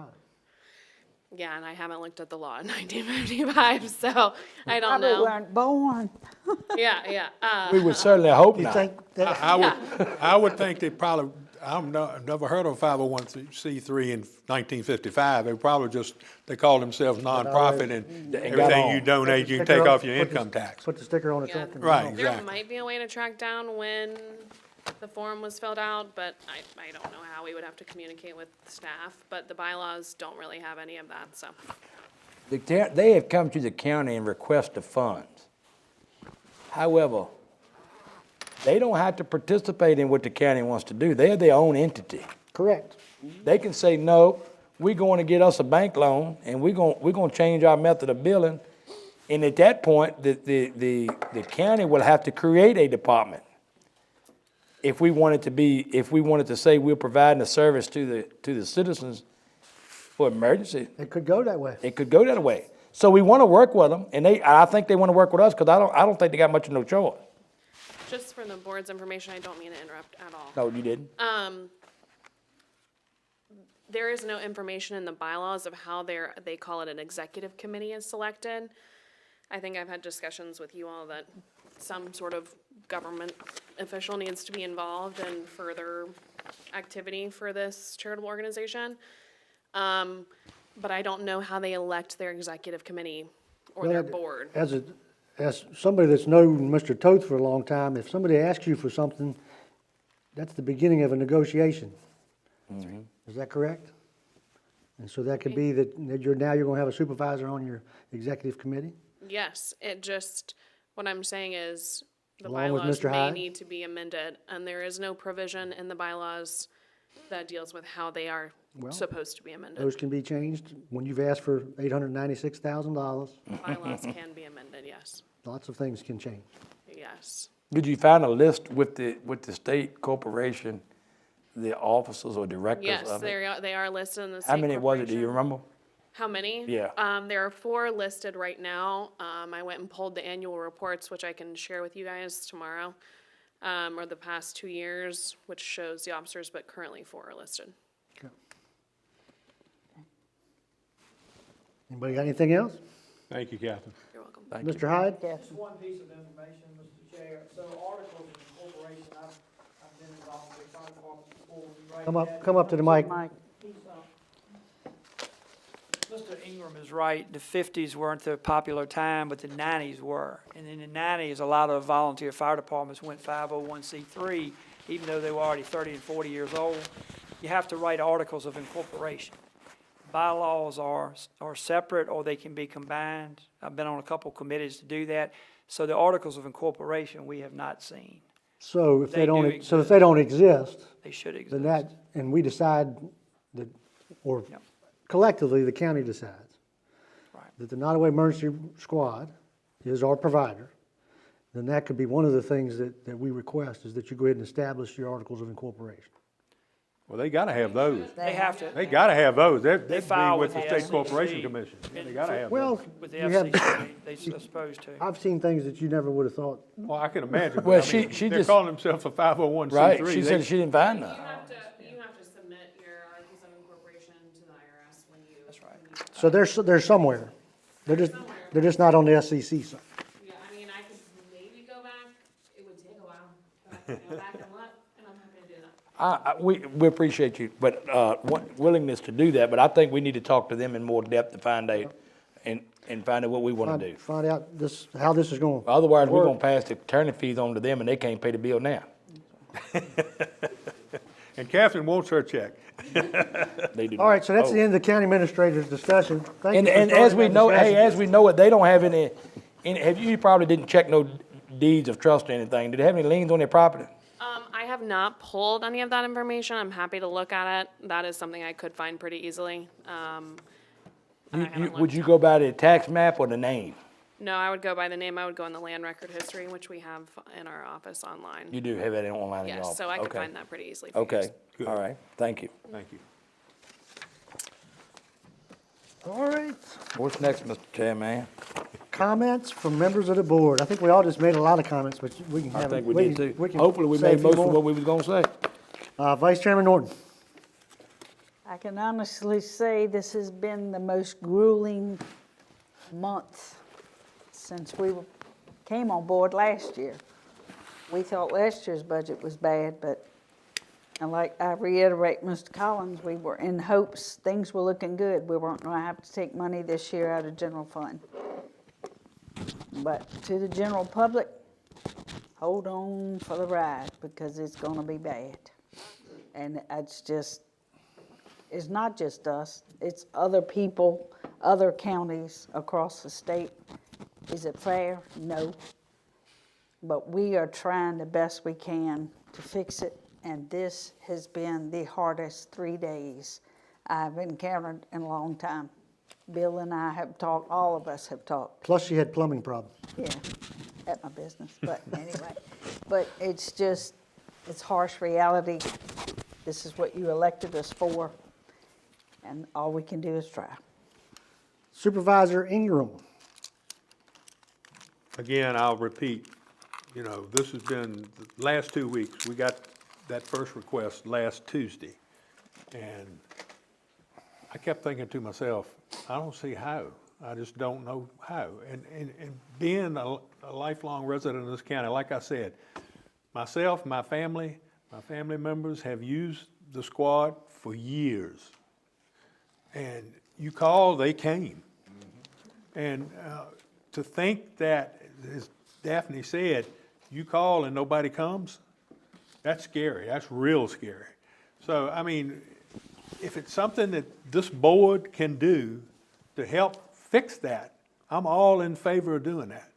Because it's something that's needed by the citizens of this county. You talk about a county that's got an older population, and you know that they're gonna get called.